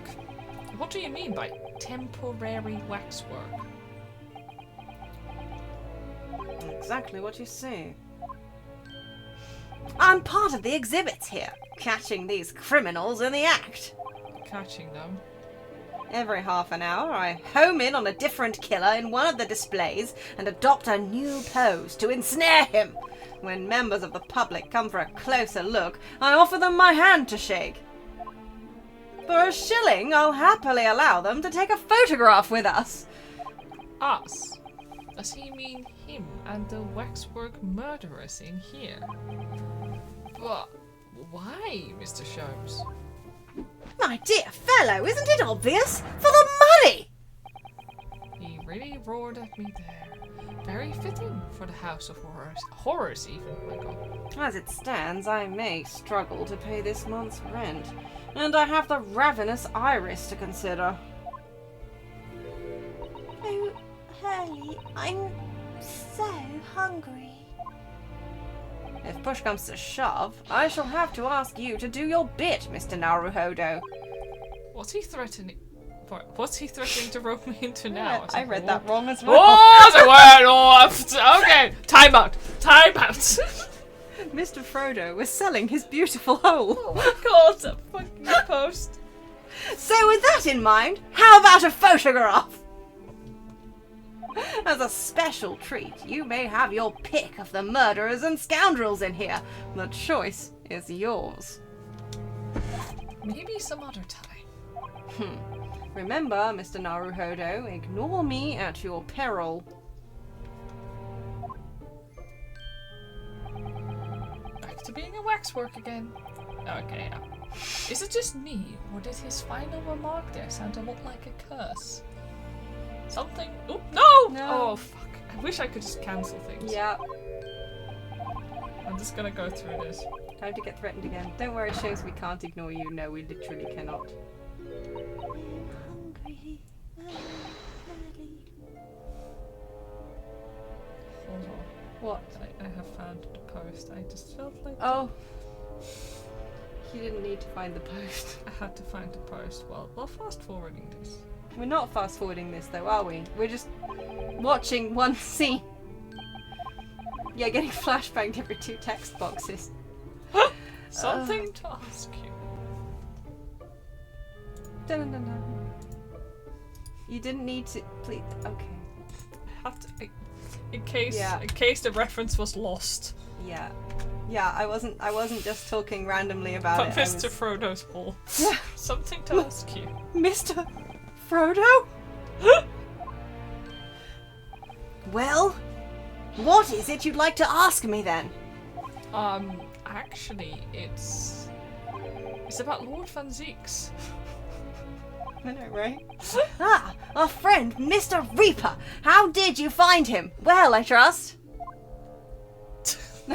Don't sell your beautiful hole. I know, right? It's just, I don't remember that. I really don't. I read that in a time when it wouldn't have occurred to me. Actually, like, yeah, that's true. if you're just reading the story sometimes... No, it's a good point. Yeah, you just don't, yeah. And so I filled Mr. Sholmes in about everything I'd learned. About Lord Van Zieks, about Professor Harebrayne, and about the strange coincidence that they had been at university together. Twinkle-dinkle. Coinky-dink. Twinkle-dinkle. So, I'm wondering what it was that happened to make Lord Van Zieks such a different person. I was sure that you'd know, Hurley. I signed an NDA, probably. Yeah, probably. You said there was something going on here in this exhibition hall before, that something was afoot. His unavoidable chalice addiction. And that you believed was related to what I wanted to ask you about. Mr. Sholmes? He suddenly clammed up. Well, it seems we've reached the unavoided... Greetings? Oh. Ooh. Oh. Oh. Hello. Where did she appear from? And what is she wearing? Could she look any more mysterious? I hope you are appreciating my museum. Sorry. I hope you are appreciating my museum. She moved from France, right? Right? Sorry, have we... Ah, Mr. Sherms, do you know this... again? My apologies. I am Esmeralda Duspers. This is my museum of waxwork. Time to use my Guardian voice. Oh! So bad. Oh, every time a baguette. Sorry to any French people out there. Yeah, toss spells. I didn't... Yeah, you're right. I hadn't even noticed even after. I can't even. Two spells. Vous spells. Two spells. Madame Two spells.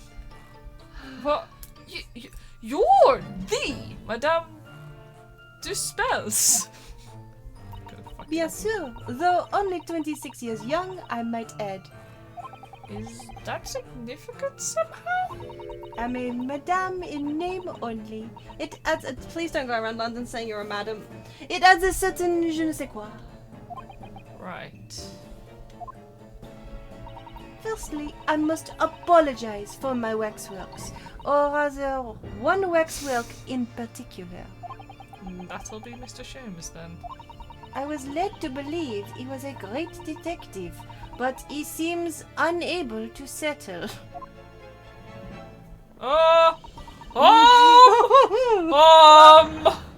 Next time you move from your designated exhibit, there will be toil and trouble. I love her. Yes. What?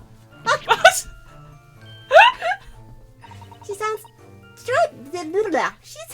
deadly serious. That's the problem. How am I supposed to ask Mr. Sherms about Lord Van Zeeks now? Let's not forget what Hurley said before about something being afoot right here in the museum, I mean. Yes, I know, but... I'm so curious. I want to know what's happening here. Do you want Van Zeeks, Lord? Yeah. Haven't we got enough on our plate already? Tragic backstory. Tragic backstory. Ma'am, there's an arm. Ma'am. He's not even blinking now. He really is a perfect model of a waxwork model. I am a perfect model of a modern major waxwork man. Yeah. I know it doesn't always seem like it, but Hurley's quite a perfectionist, in fact. He practices at night sometimes, instead of sleeping. Not blinking, I mean. Well, practice makes perfect, I suppose. I've just realised, though, seeing him standing over there now. He looks like he's that murderer's accomplice, doesn't he? Or henchman, even. That's news to someone, by the look of it. Yeah, I'm it's just positive flexing. that has to be like an artistic rendition of olive green, though. Yeah, I think so. Like, I don't know, it feels... The I mean, maybe it's not supposed to be, but it's what it looks like to me. I don't know. Did you know? Sorry, did you make all these waxworks, Madame Tuspels? So what do we got for Tuspels? Two spells. Well, it's like two swords, so maybe two spells. Two spells, yeah. I don't know. Because it's two, but spells instead of so. So yeah, 2 spells. We'll go with 2 spells. I am the 3rd generation of waxwork artisans, you know? Gosh! It was my grandmother who began the tradition in my family. Our fortunes were checkered, living through the turbulent times of the French Revolution as she did. Doesn't mean that man is supposed to be like Ginny. Yeah. Well, he looks a lot like somebody else, I think, that we've had in a case, but Yeah. I can't quite think. Yeah. It's Olive and Green, the knife murderer in the street, the sleepy policeman with a striped scarf, who I still think might not actually be part of the exhibition. No, I don't think so. Because he's not behind a fence. No, he's But definitely... at the same time, it could have been. Nah, I think he's real. I think... Anyway. Though that is when she acquired the savoir-faire that leads to the astonishing lifelikeness. All these waxworks really do look as though they're alive. In fact, they look more alive than Hurley.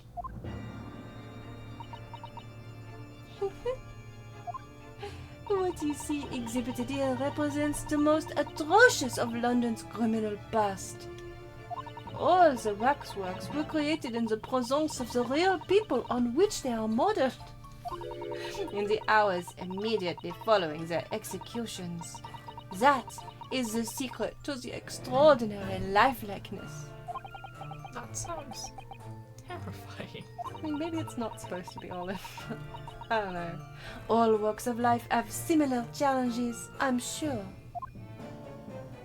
To carry out one's trade par excellence, one must go to extraordinary lengths. My exhibits are a reflection of society. I create only that which the public wishes to see.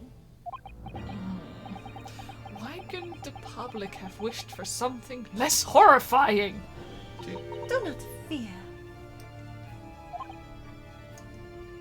Sorry?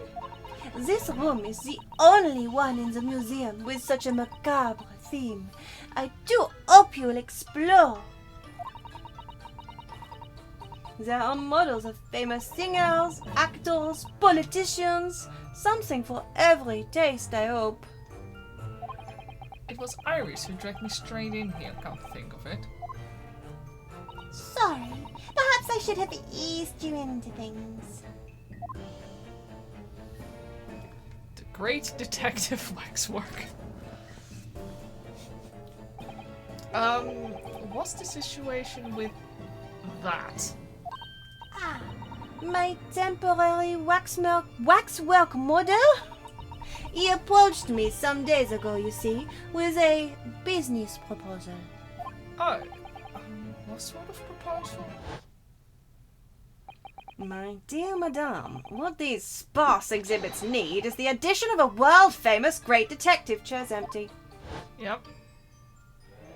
Or words to that effect. Naturally, I am well aware that Mr. Sholmes is widely known in London as a talented detective. It's a great detective, actually. He's very specific about it. Yes, the creme de la creme. So I was keen to come to some arrangement with him, of course. But sadly, we were unable to agree terms. Let me guess. Someone wanted to charge an exorbitant price for his services? For a mere £500, I will dive into your cauldron of wax this very moment! Or words to that effect. Mr. Sholmes might have overdone it slightly with the sales pitch. Regrettably, the museum has a shortage of funds at the moment due to unforeseen circumstances. So we came to the current arrangement instead. Surely he doesn't really need to do what he's doing, does he? I would think not, but he was very insistent. I have a 50-shilling problem that must be resolved by the morning. Oh, words to that effect. It's the pawnbroker, that's what it is. He must have something to redeem. Is the consulting detective's work... is the consulting detective work not going so well?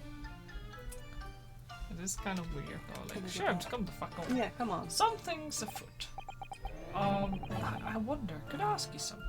Bien sûr. I'm just curious, is anything going on in the museum at the moment? Some kind of incident, perhaps? You suspect it's going well, but you know, the caffeine. It's a good point. The caffeine's probably getting pretty expensive. Oh, yeah, man. Yeah. Yeah. He's pawning his possessions to afford the caffeine. And then when the caffeine wears off, he's like, oh no, I wanted that back. I mean, he probably doesn't say it with a slightly weird French accent, but whatever. I don't know. Maybe it's part of a role that he's currently, like, in. Oh, I wanted that back! Yeah. Whoever suggested such a thing to you? Oh, well, it was, your temporary waxwork over here. Who mentioned it to me a little... Oh! He's disappeared. What? A wax model is a work of art, not some tawdry object for trade. Ah! What? Oh, a wax model is a work of art, not some tawdry object for trade. Okay. There you are! Leaving the exhibit again when you should be working? Do you wish to be melted down? She's very scary. She's terrifying. I'm in love. My dear Madam Tussbells, save your reprimands. There are more pressing concerns. The wax can wait. It's our ideas about your current problem we must throw into the melting pot instead. Okay. Personally, I would advise you not to involve the police. Sorry, crinkly packaging. Gimme. You want some? I do. Please. I like having a licorice. Thank you. Yes, a licorice. Yeah. Thank Sorry, you. the licorice. Sorry. Yeah. Yeah, I couldn't see it there. Yeah.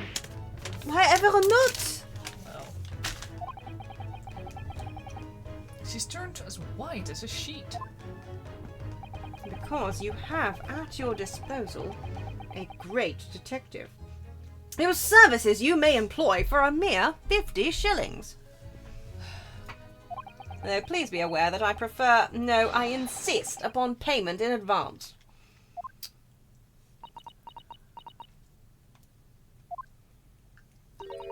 Very well. Let us see if the great detective is able to live up to his name, shall we? How am I supposed to eat when I have to read all these lines? Oh my god.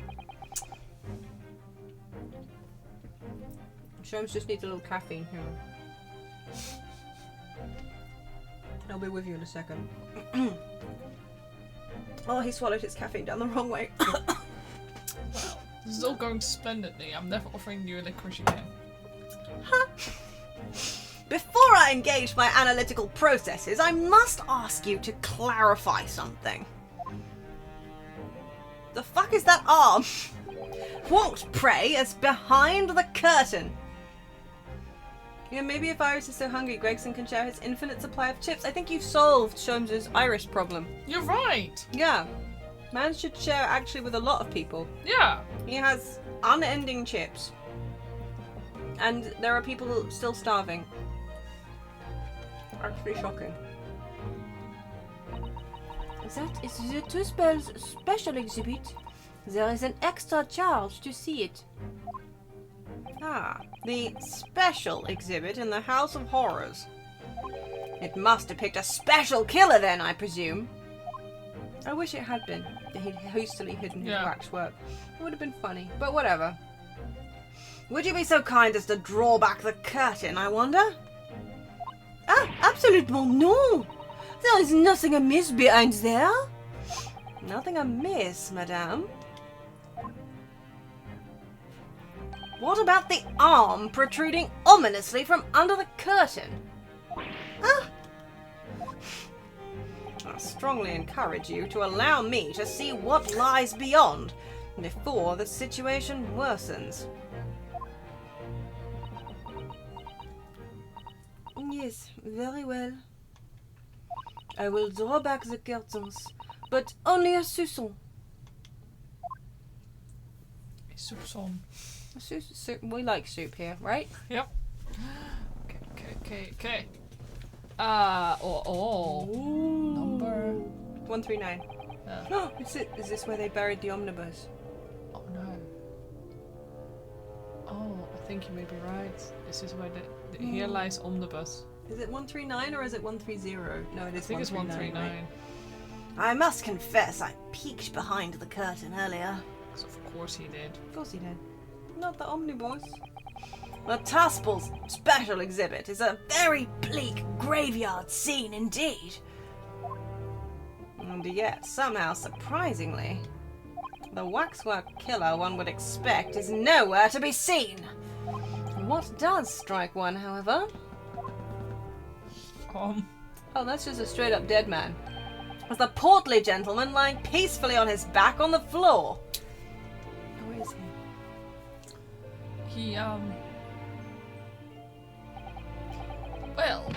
Well then perhaps, Mr. Sholmes, that man on the floor is the ruthless killer himself. I'm afraid not, my dear fellow. He is a perfectly ordinary London gentleman. Not even a waxwork, in fact. What? As skillfully made as these waxworks are, they are always distinguishable from real humans. So, allow me to present my two conclusions. The first is that a sizable business transaction has been taking place in this special exhibit. Why? Why would you say that? And the second is that the aforementioned transaction is linked to a serious crime. Ah! She looks as pale as candle wax. I don't understand. So, Madam Tussballs, as you've agreed to my fee, you shall now have the pleasure of seeing this famously great detective and temporary exhibit at work! Yeah, the other two on the right-hand side also seem to be people, like the guy standing inside of the... Yeah, the guy standing inside of the Yeah, doohickey. anything that looks like a 3D model. Yeah, that's the thing. His lighting is just a little different from the Yeah. ones on the other side. Yeah. The Great Deduction. The game is afoot! Oh boy, oh boy. Ooh. Yeah. Waxworks is fate. I love this stupid bit. It's so stupid. I love it so much. What does it say? Statues? Something. Please inquire. Yeah. Maybe statues available? Please inquire? To begin with, we must ask ourselves, what exactly is afoot here in this museum? The answer is revealed by the bundle of banknotes protruding so helpfully from your bag. In my estimation, some £200. That is all my own money. Then what does this large sum of money reveal? Ah, not as much as the involuntary glance you cast, it would seem, Madam Tussballs. Yes, the answer lies where your eyes now fall. The significance of the £200 is revealed by that public notice! Waxwork for sale. Your business has hit hard times, it would seem. In short,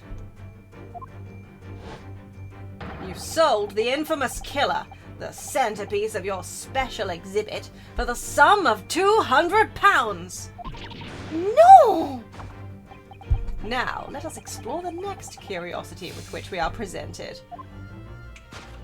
Who is the portly gentleman stretched out so peacefully on the floor?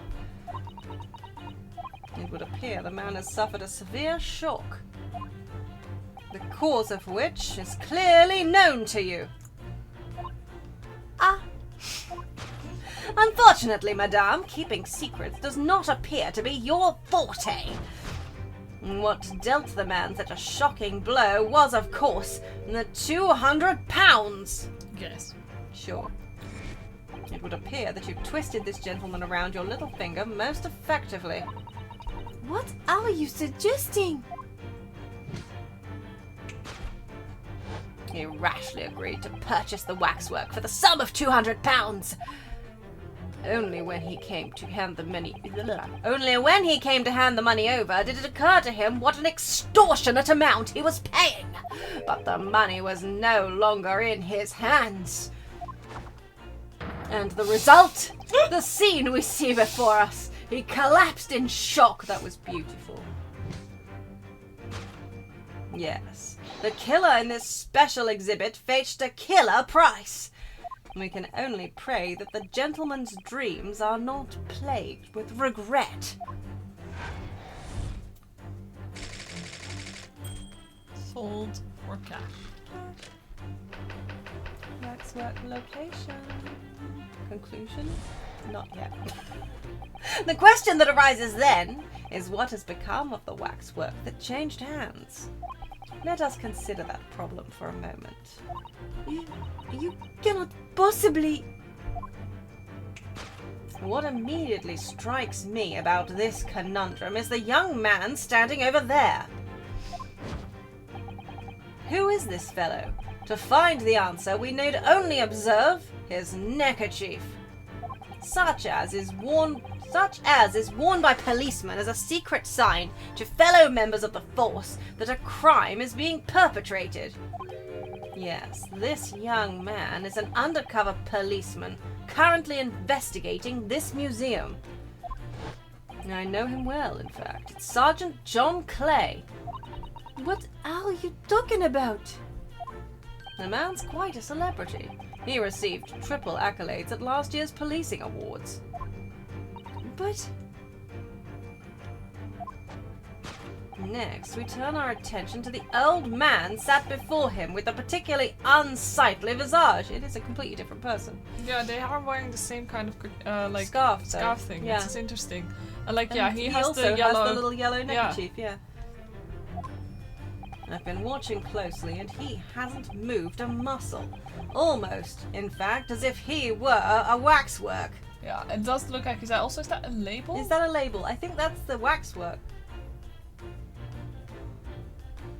I think you may be right. I think I that is the have a waxwork. suspicion that that's the waxwork. Redressed Yes. in the policeman's clothing. Yeah. And the policeman is the guy standing there potentially. I don't know, Yeah. but he has a tag on him. Yeah. But you... Your reaction only confirms my suspicions, madame. I noticed it at once, of course. Observe! 3p. 3p. So it can't be 3p, that must be £3? Maybe? Because it would be D Yeah. back then. Mm. Because P was for pounds and D was for pence. The telltale sign that instantly proves whether or not this old man is a waxwork is the obvious price tag. Well, it's not a price tag then. Threepence? Well, no, God, that wouldn't be P, that would be D, my God. A tragically low price, you might say. Though perhaps the going rate for aging waxworks riddled with cracks. And yet, you sold it to the portly gentleman for an exorbitant £200.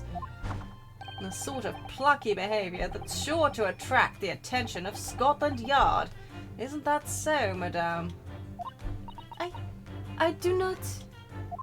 Well, okay, so in which case, the statue of the guy with the neckerchief is the waxwork. Yeah, I think so. And that old guy is the policeman. Yes. I think that is And- currently my bet, yeah. There's something about the scarf. Or something. Yeah, the scarf is still kind That of... little tag must be something. I don't know. I don't know. I have literally never been right at any point when I've guessed. So I'm going to stop guessing. Yes, the waxwork you sold has already been seized by the police and remains in their custody as we speak. The old man must be reunited with his grave in the special exhibit, and not a moment too soon. Discovered already. Thus concludes Herlock Sholmes's great deduction of this horrifying puzzle. I'll be right back. We've just done a puzzle. Yeah. You can do some more theorizing.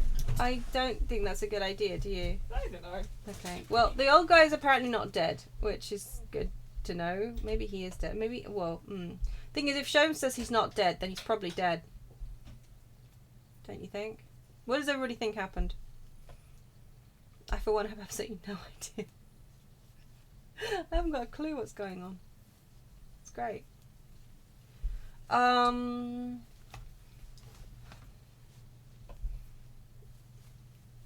Because, yeah, like, notorious killer, blah, blah, blah. It could easily be the statue that's standing up, maybe? You think it's a little weird as the guy with the scarf wasn't there in the flashback, but the standing one is. That's a good point, actually. Yeah. Yeah, the guy in the chair wasn't there. I still think he's more likely to be a real person. Or, I guess he could be, like...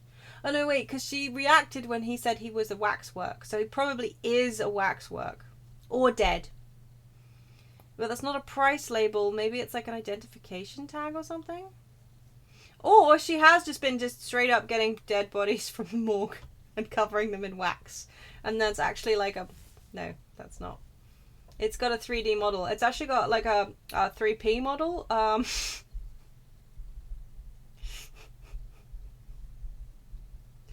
Yeah. Sorry. That was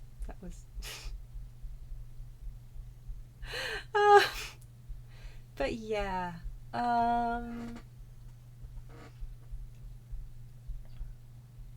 Yeah. I actually haven't got a clue. I'm kind of interested to find out what happened here.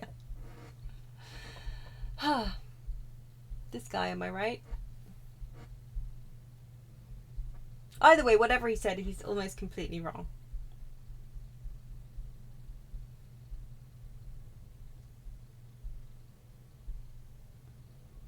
You think you figured out how this connects to the current case? Oh, do tell. There's some evidence and they confiscated half the waxwork, so now she has to pay actors to stand around and pretend. That would be kind of fun, actually. And that's why she has the £200, because she's there to, like, pay people in cash. Maybe? I don't know.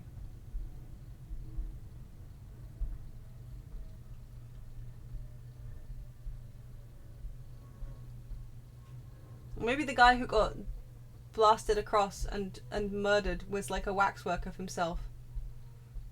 And he's not actually dead. No, because he walked in. I forgot. Or maybe they were planning on using the waxwork to make it look like he'd... No. This is the body appeared in the palace, but that's probably the waxwork, and the actual guy probably got dropped into the painfully high tower they made for no reason. Yeah, actually that works. He just straight up... Yeah. Yeah, the guy who was in the cage was definitely, like, the real guy. But yeah, maybe the waxwork was, like, set up in advance. But then something went horribly wrong. But whatever happened, the scientist was absolutely not in on it, I don't think. Because he seems quite pleasant, honestly. I think. Maybe. But yeah, there's got to be some kind of waxwork thing going on, right? Maybe he was just supposed to, like, get hidden when it started. Yeah.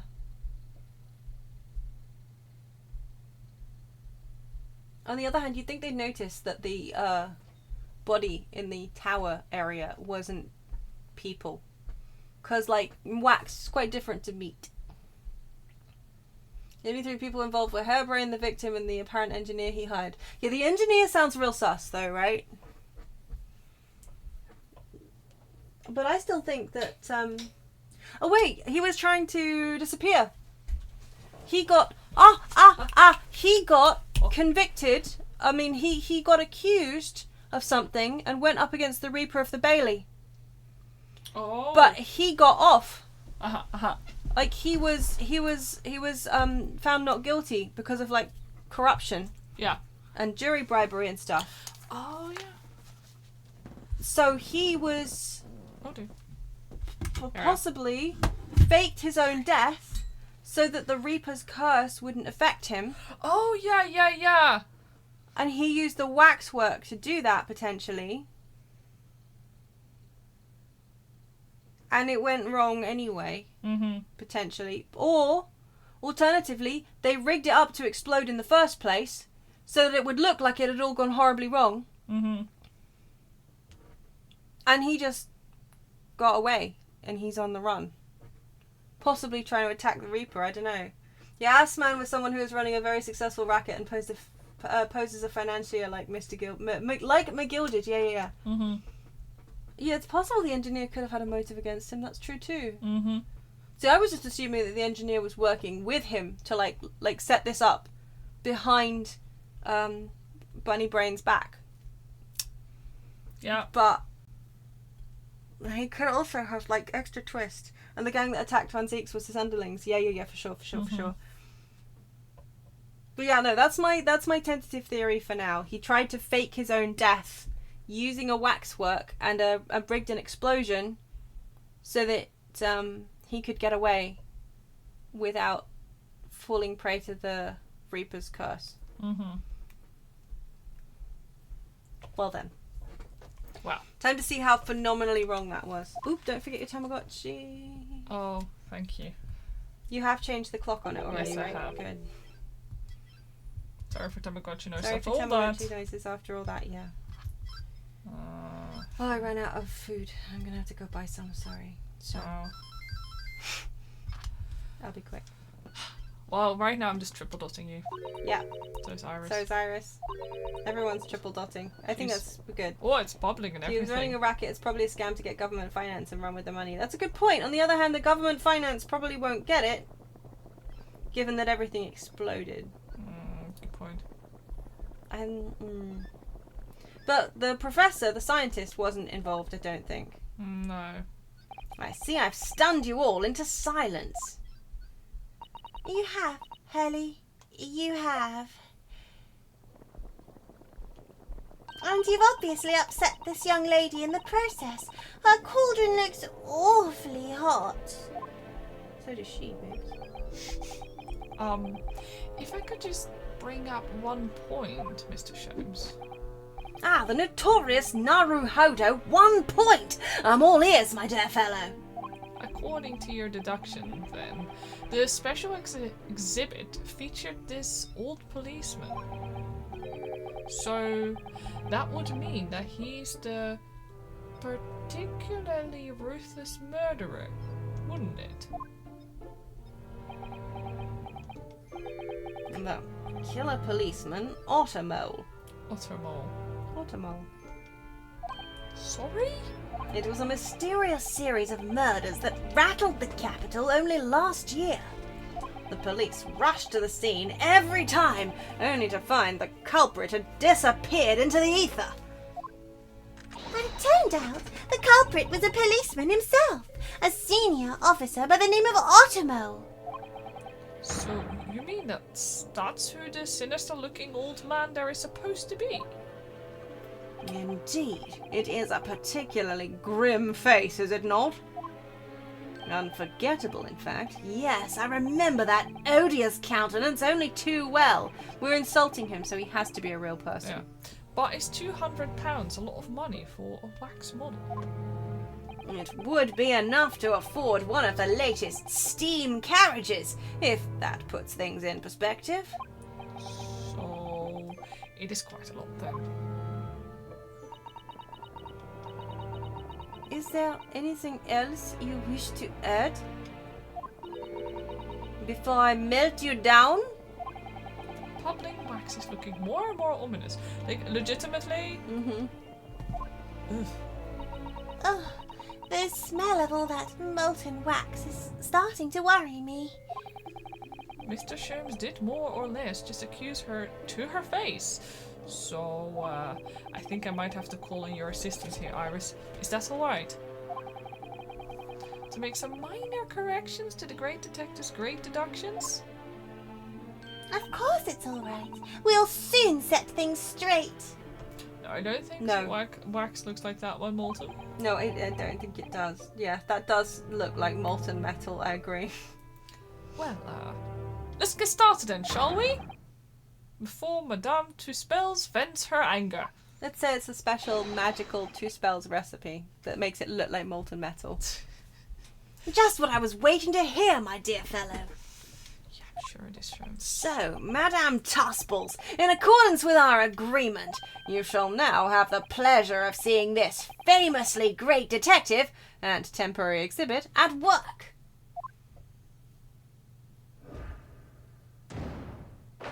Course correction. Hold it, Mr. Sholmes. Conclusion. Sold for cap. Not so fast. To begin with, we must ask ourselves what exactly is afoot here in this museum. And the answer is revealed by the bundle of banknotes protruding so helpfully from your bag. In my estimation, some £200. That is all my own money. So what does this large sum of money reveal? Ah, not as much as the involuntary glance you cast, it would seem, Madame Tusples. Yes, the answer lies where your eyes now fall. The significance of the £200 is revealed by that public notice. She definitely looked in this direction, it's true. But I'm not sure she'd sell any of her waxworks, even for £200. Oh? She must pour her heart and soul into making them, don't you think? Over and above the wax. If it were me, I wouldn't sell them for anything. For that much money, I would. But it sounds like that makes me a bad person. Well, anyway, I wonder if the £200 could have some other significance. Let's follow that furtive glance again and see if there's anything else that could explain it.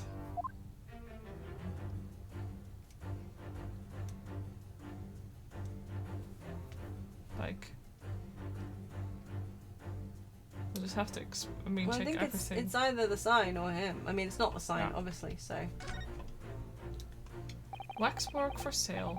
Would anyone really buy models of mass murderers? I think I'd rather have £200 in my pocket. Exactly! You could buy one of those brand new types of steam carriage. That's what I'd spend it on if I had it. No question. Wait, hang on a second. Didn't we just say that she probably wouldn't sell them and the sign literally says waxwork for sale? Yeah. What? What? Yeah, well, what is the only But correct what? answer to that? Ooh, I'd buy all the herbs in the world. Oh boy. There must be another explanation for the money. We need to keep looking. Yeah, okay, so we'll check out the guy, I suppose. Wait, there's still... It's not showing up as... That's weird. It's not, is it? Oh, I hate when it does that. It seems this well-dressed gentleman is alive after all. Just not alive and kicking. And he's not a waxwork or a model of a mass murderer. I'm not sure I'd pay £200 for him. Well, This. I don't think the man's up for sale. Well, anyway, it was a silly place to put him. Other museum visitors could easily trip. I don't think the man was put here on purpose either. Okay, so we have that. Can we check the grave? No!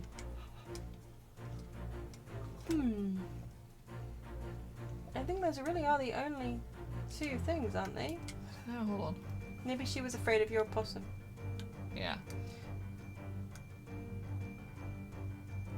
She was definitely kind of looking in this direction here.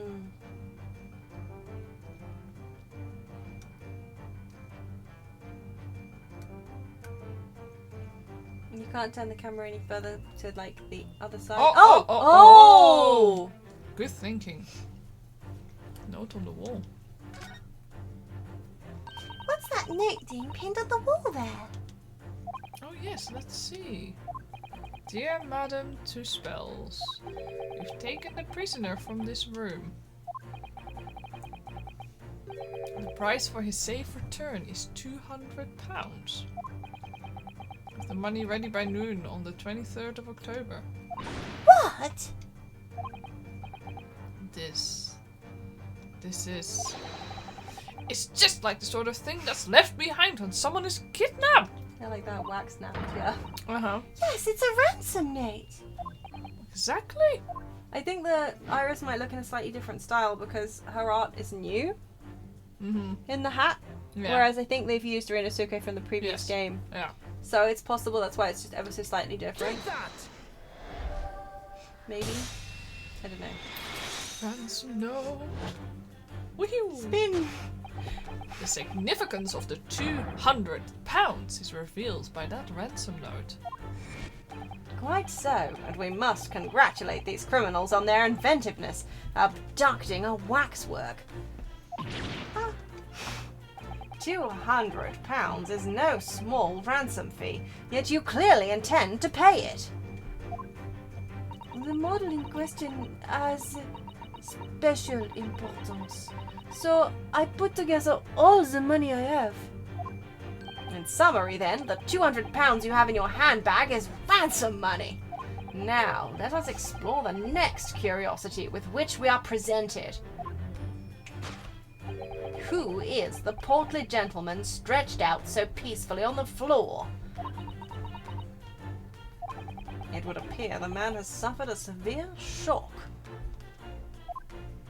The cause of which is clearly known to you. Ah. Unfortunately, madame, keeping secrets does not appear to be your forte. What dealt the man such a shocking blow was, of course, the £200. Yes. Mm-hmm. So, if the waxwork was kidnapped, where does that leave us in terms of who this man is? We could just ask him when he comes around. I think the point of this exercise is to understand the beauty of the deduction process, Iris. Oh, Bruno's getting it. Yes, you're right. Hurley's trying so hard. We mustn't let him down. Well, there's little doubt that he's suffered a shock. That seems clear. But in that case, what's Madame Tuspel's trying to hide? I keep kind of going over Tuspel's. Yeah, no, right, though. Sorry as Let's have a closer, what was it? Let's have a closer look around. Closer look. Yeah, sorry. I think, it's because I keep saying Tuspels with Shomes as yeah, well. exactly, so my brain's like... Yeah, no, I'm really sorry. Okay, so we're gonna have a look. Oh, wait. Ooh, this is fun. Look at him looking all dodgy.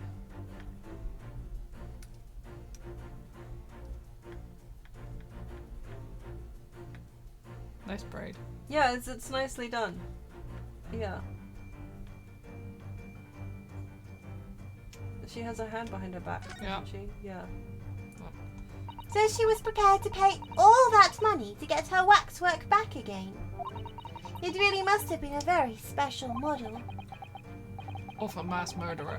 Just how special can a model of a ruthless killer be? Well, anyway, we can be fairly sure the man lying on the floor didn't take it. I suppose we should leave him in peace. Yeah, let's check what she's hiding behind her back. Yeah. That's a waxworks hand. Oh my fucking... That's not her hand. Hand of Madame, no. What the fuck? That's horrifying. That hand we were talking about earlier, the one that was sticking out. Yeah, but it's not that one because that was No. his hand. Oh. She's well-armed, sorry. Yeah. No, I didn't even notice that. I was too busy looking at her braid. I didn't see that that's... Oh, no, that's horrifying. Also, that's... yeah. That would have to be her left hand anyway. If it was her hand, which it's clearly not. That would have to be her left hand, because right hands don't bend that way unless, well, if your right hand's bending that way, you've got a bigger problem. Yeah, let's hope it's a wax hand. Otherwise, the poor woman's genetic deformity is most unfortunate. Oh, you were thinking that she maybe just chopped somebody's arm off. Yeah, that too. Sorry.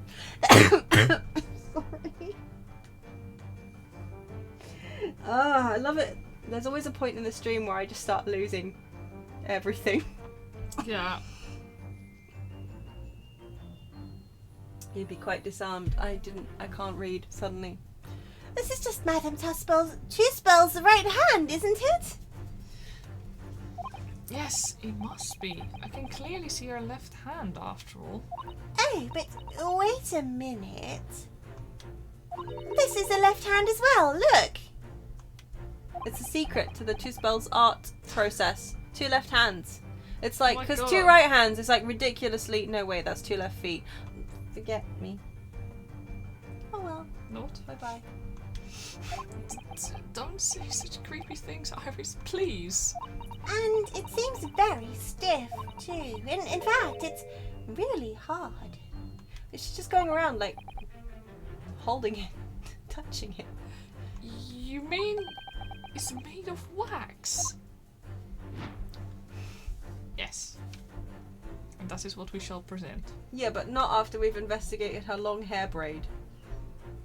I mean, not until after we've investigated it. The long hair braid, yeah. Madame Tuspels has long hair, doesn't she? Yes, but you couldn't tell looking at her from the front. You know, it looks rather like a whip, don't you think? Bruno, please. The sort of whip that could have floored a gentleman with a single crack. That seems a little far-fetched, even for you, Bruno. I think that's where Bruno's mind went to. Yeah, I was like, that's his safe space. He can't deal with all this wax. Yeah. Okay, It's presented. Take that! Whip me. Waxwork hand!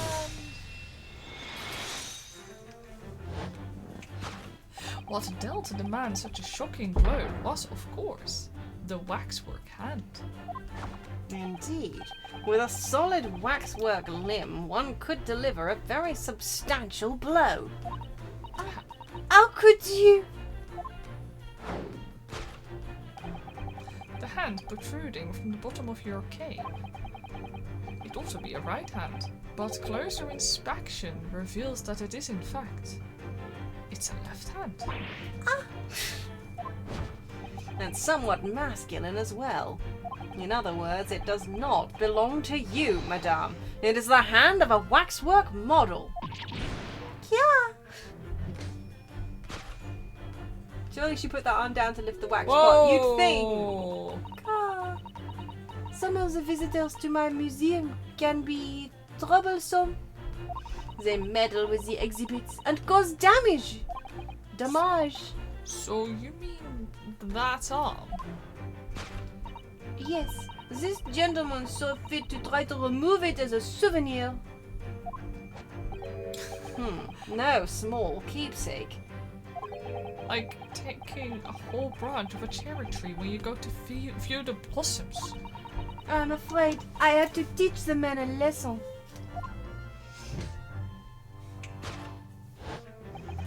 You confronted the man and tried to take the arm back. Now the result? The scene we see before us. He was knocked unconscious. A point we may need to revisit later, but for the time being, we have our conclusion. Yes, the killer in this special exhibit has been kidnapped. Sold for cash. Kidnapped! Solved. Exclamation point. The guy is gone, yes. Is he? He is, though. The question that arises then is what has become of the waxwork that changed hands? Let us consider that problem for a moment. But it might... yeah, the guy to the right is... Yeah. You cannot possibly... Oh no, there he is. Okay, my bad. What immediately strikes me about this conundrum is that young man standing over there. Who is this fellow? To find the answer, we need only observe his neckerchief. According to Mr. Sholmes, the yellow neckerchief is a sign to other policemen that some crime is underway. A way of communicating with his colleagues without revealing his identity. Yes. It's a secret that's closely guarded by Scotland Yard. That Mr. Sholmes didn't hesitate to give away. Well, uncovering secrets is in any true detective's nature, of course. Right. Anyway, judging from Madame Tuspel's reaction to Mr. Sholmes' deduction, I think perhaps you might not have identified the man quite correctly. Well, let's have a fun little... Look, his arm is missing. Oh my god! I think sometimes they do remove 3D models in the cutscenes. Shoulder stub. What the... The man has a stub sticking out of his shoulder where his arm should be! Ah, well, that settles that then. Right, this isn't a real person at all. His entire arm's been ripped off, from the shoulder down. Doesn't match though, because the arm she was holding had a green coat around it. No, didn't it was grey. Was it grey? Sure. Oh, okay. I think. His arm has been... Of course, that ties in with what we just found. Okay, so it is grey. Same skin colour too, not that it's... Yeah. I mean, it's like white person flesh number 3, but still. I'm pretty sure it was grey. A secret scarf signed to warn other agents of an ongoing crime. I know! It sounds so thrilling, doesn't it? Maybe I'll try to work it into next month's installment. But then the police's secret will be revealed to all of London's 6 million inhabitants. Well, they'll just have to come up with a new sign, I suppose. How does this 10-year-old manage to have such terrifying influence? Yeah, you shouldn't have 10-year-olds be that social media No, agreed. We can't look at the sky. What about the statues available? Please inquire sign. Although I think it's too blurry to be relevant. No. No, I think all I have left is just... What about his hat? Was there a hat? Go up. Flat cap! Whoa! I've seen hats like this in Japan as well. They're called flat caps, aren't they? Yes, or hunting caps. Hurley's hat is called a deerstalker, by the way. Hunting, stalking... The British certainly seem keen on catching game. Every time I see a deerstalker, I automatically think of Mr. Sholmes. But a flat cap makes me think of a Japanese country gentleman somehow. Shut up. In other words, people from all walks of life wear all different types of hat. So that doesn't really help us. Well, we can just present the stubby. Take that! Shoulder stub. I don't like that. Me That's shoulder stub is not a pleasant phrase of... Whatever. Who is this fellow? To find the answer, we need only observe his shoulder stub. No such boneless human walks this earth, of that I can assure you. In other words, the man standing here, the young Sergeant John Clay, is in fact defying all odds a waxwork model. I seem to remember it was you who concluded he was a real person in the first place, Mr. Sholmes. He has become quite a celebrity in London, being the winner of no less than 3 policing awards last year. I simply had to make a model of the man. Naturally. What other explanation could there be? And it was this detective's arm that was pulled off by the man on the floor in the special exhibit, wasn't it? Next, we turn our attention to the old man set before him with the particularly unsightly visage. I've been watching closely and he hasn't moved a muscle. Almost, in fact, as if he were a waxwork. I wonder if he took the scarf off a representation of that scene with... Yeah, who knows? Like, he was cold and he stole the scarf. I don't know. Maybe no. Ah, but you... Your reaction only confirms my suspicions, madame. I noticed it at once, of course. Observe! The telltale sign that instantly proves whether or not this old man is a waxwork is the obvious price tag. A killer policeman called Ottermole, wasn't it? Was it? Sorry. Was he well known? It was all over the papers last year, but I can't say I know what he looks like. It's a very low price, though. Threepence isn't much money. Oddly enough, for a few measly hours of gas in Mr. Gary Dabbs's delightful lodgings, in fact. So, this is the special killer taken from the special exhibit, is it?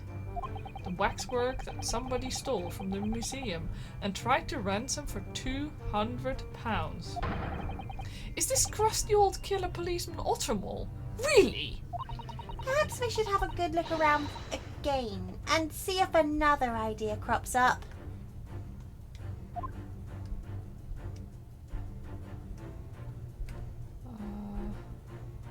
Price tag.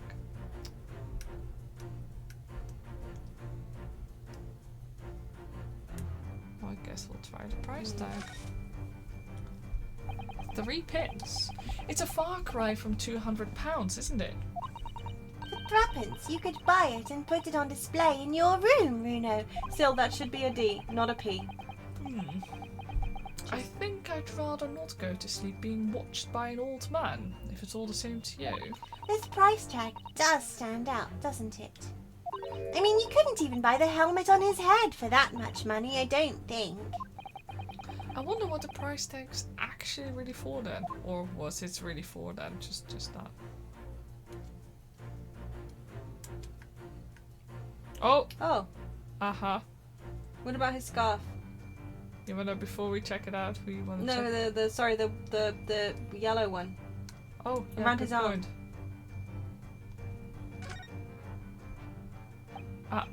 I don't believe it.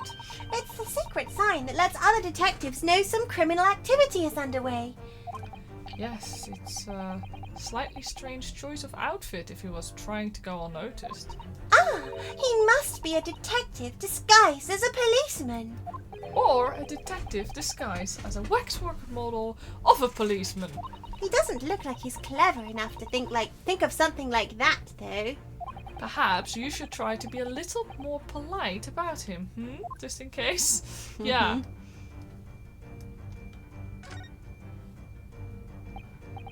Look at this. The old man's tapping his foot like crazy. He seems to be fast asleep, though. He's not tapping his foot consciously then? Consciously even. So you mean... It must be a twitch.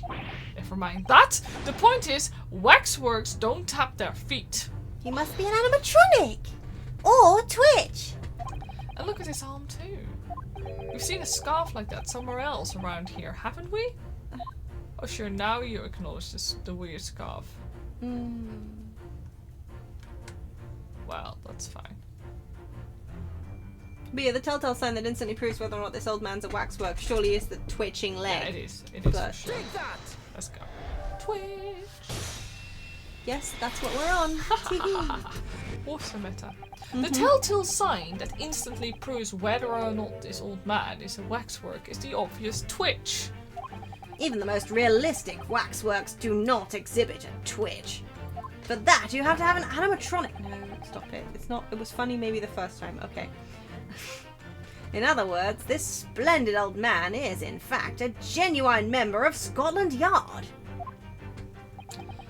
Slight shift in your choice of adjective then. And there you have it. Well, Madam Tuspels, yes. Well, what? It was me who contacted the police and demanded that someone come in the first place. He is clearly fatigued. He is sound asleep. But then, what's this tag about showing a price on... But then, what's this tag about showing a price of 3 pence? No doubt the price tag of the muffler, which the old Bobby purchased recently at a local market. I wonder if that means the what's-her-face is knitting scarves and selling them locally now. Or they're divorced. Or they're divorced and oh. This is a I was pawn just shop. thinking that maybe she sold them for a little extra money so he didn't have to work as hard. Maybe. But I guess that's divorce is another option, I suppose. Wow. And I presume you've observed the scarf tied around his arm. Does that not strike you, Mr. Naruhodo? Yes! The secret sign used by detectives to show that some criminal activity is currently underway. Of course. Because, as you know, there has been just such criminal activity happening here. As you deduced from the very beginning, Detective. So it would seem that we finally arrive at the truth.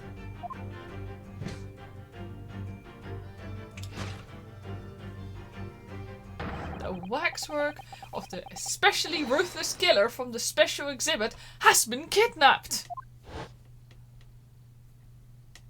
And Scotland Yard are already investigating.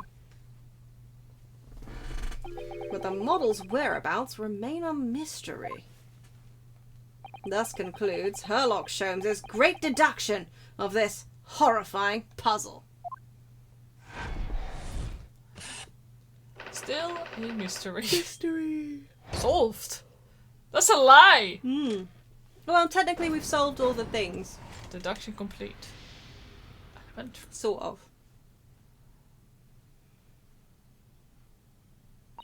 All sorts of people visit my museum here. Men and women, young and old. Sometimes they drop in just for a short time on their way back from the pub. I welcome them all.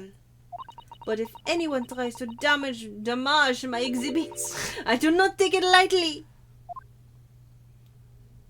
Anyway.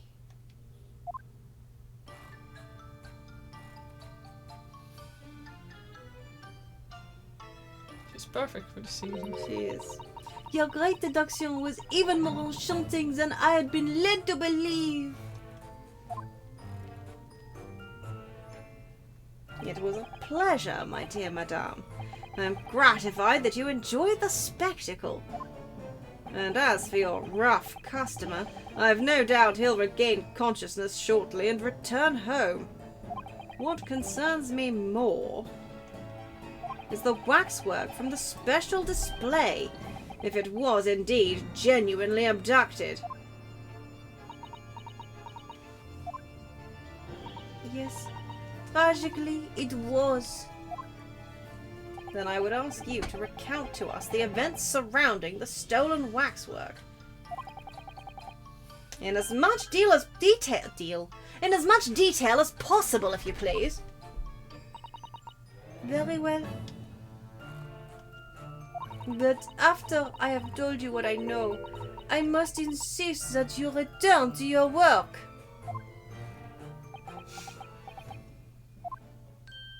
The talents of a great detective could be put to better use, I feel, but as you wish. Okay. Perfect. No. Yes. No. Yes. No. Yes. No. Yes. No. I'm too sleepy. No. I mean, yeah, me too, honestly. I'm too EP. It's a stupid hour chime change. Yeah. My brain's like, it's 11:30. I want to go to bed. Yeah, it is 10:30. In my brain, it is 11:30, and I'm deaf. Yeah. Yeah. Because I've also been waking up at 6. That's true. So I'm like... 11:30 for you, yes. Yeah. Yes. Yes. Yes. But you know, I think before we start all this, it's probably a good time. No, it's probably best that we break off now rather than carry. I agree, but still. Wah! We're gonna get into great details tomorrow. So yeah. We should be Watch back. the whatever French accent I have. Just completely none. You have tomorrow. forgotten it. It will have gone away. It is not exactly like it is particularly good right now. But tomorrow! Oh, no. No. It's 10:30 and your brain hurty. Yeah. But anyway. Yeah, I'm quite looking forward to finding this out tomorrow. Same. Tomorrow will be the last day we can have the pumpkins out. Yeah, I'm sorry. Whoa. It's kind of grim, isn't it? I'm gonna miss the pumpkins. Yeah, it's very fun. I should do more animated stuff. It's fun to have little animated things on the sides. Yeah.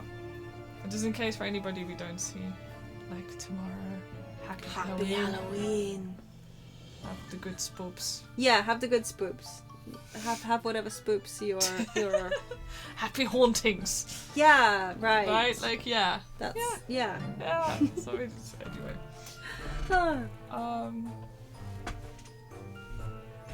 I legitimately have nothing to add.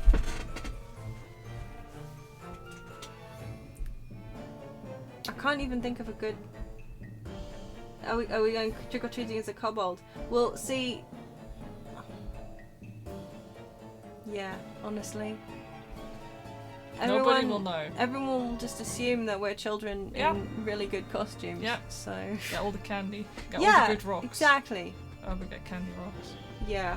Rock candy. That's what they call it, right? That is it, yeah. Socket always gets disappointed when they don't. So there's one year, Socket was really excited because one of the houses we went to had a gravel driveway and she thought that they'd put out just a really lot of candy that was just rocks. So she's just scooping all the gravel off the driveway into her little candy bucket. Yeah, so we're not allowed to trick or treat down that street anymore.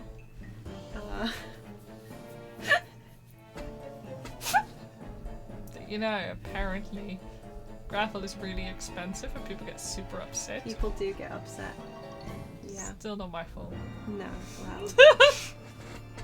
Yeah, you weren't to know. Still.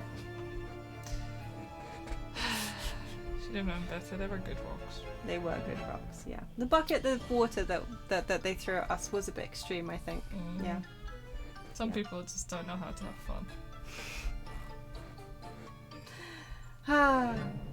But I mean, People say that some people just leave candy outside, right? Yeah, so right. I They leave figured that was candy the out in a case. bucket. So Socket thought, wow, look, rocks everywhere. Yeah. Delicious rocks. I mean, I guess it's more like a candy That bar. story is definitely true, 100%. Mm-hmm. Absolutely, and I promise.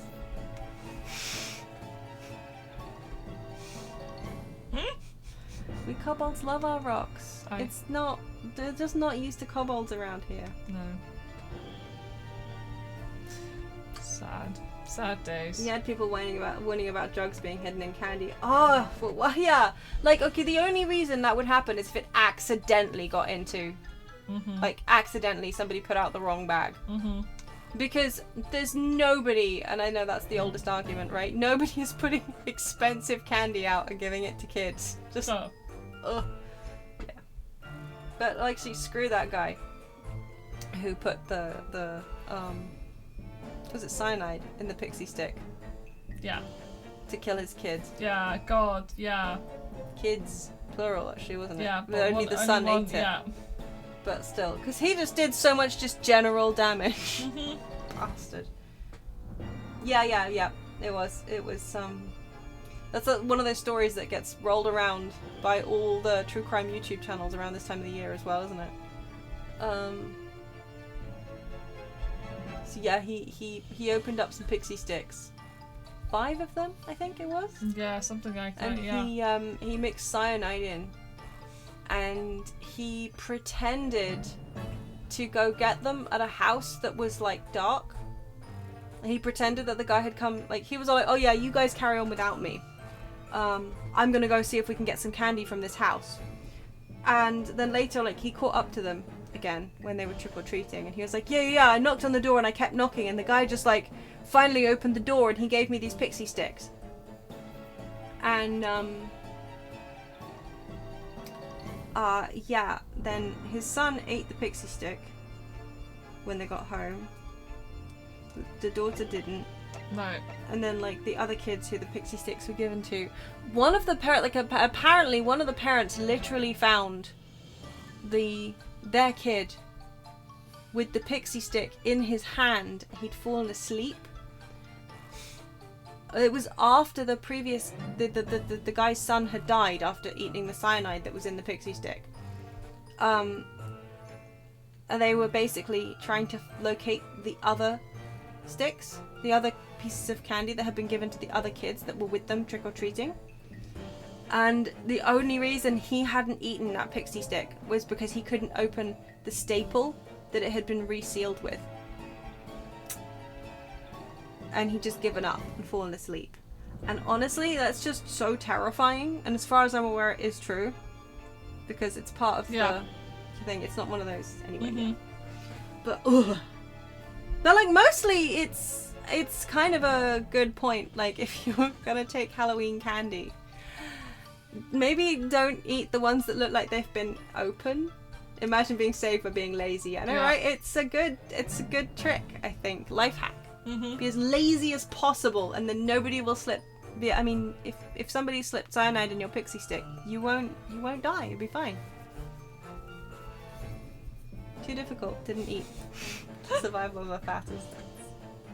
Oh, so bad. Or just epiest. Yeah, it's true. To be fair, if I was struggling with a staple for too long, I'd be like, no, I'm tired now. Bye-bye. Yeah. Nap time. Mm-hmm. Yeah. Well then. Hey.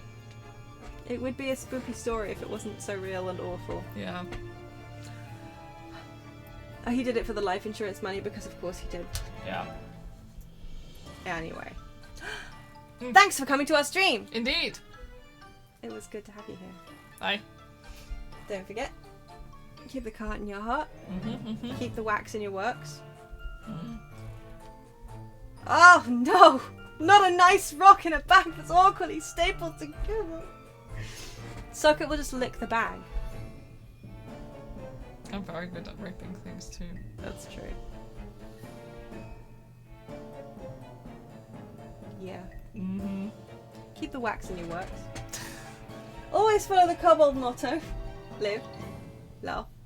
Objection! Also. Also loot.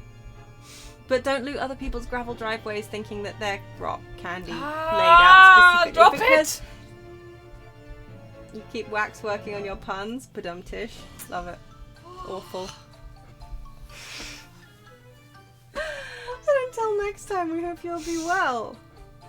Don't eat candy that's been awkwardly stapled together. Good night.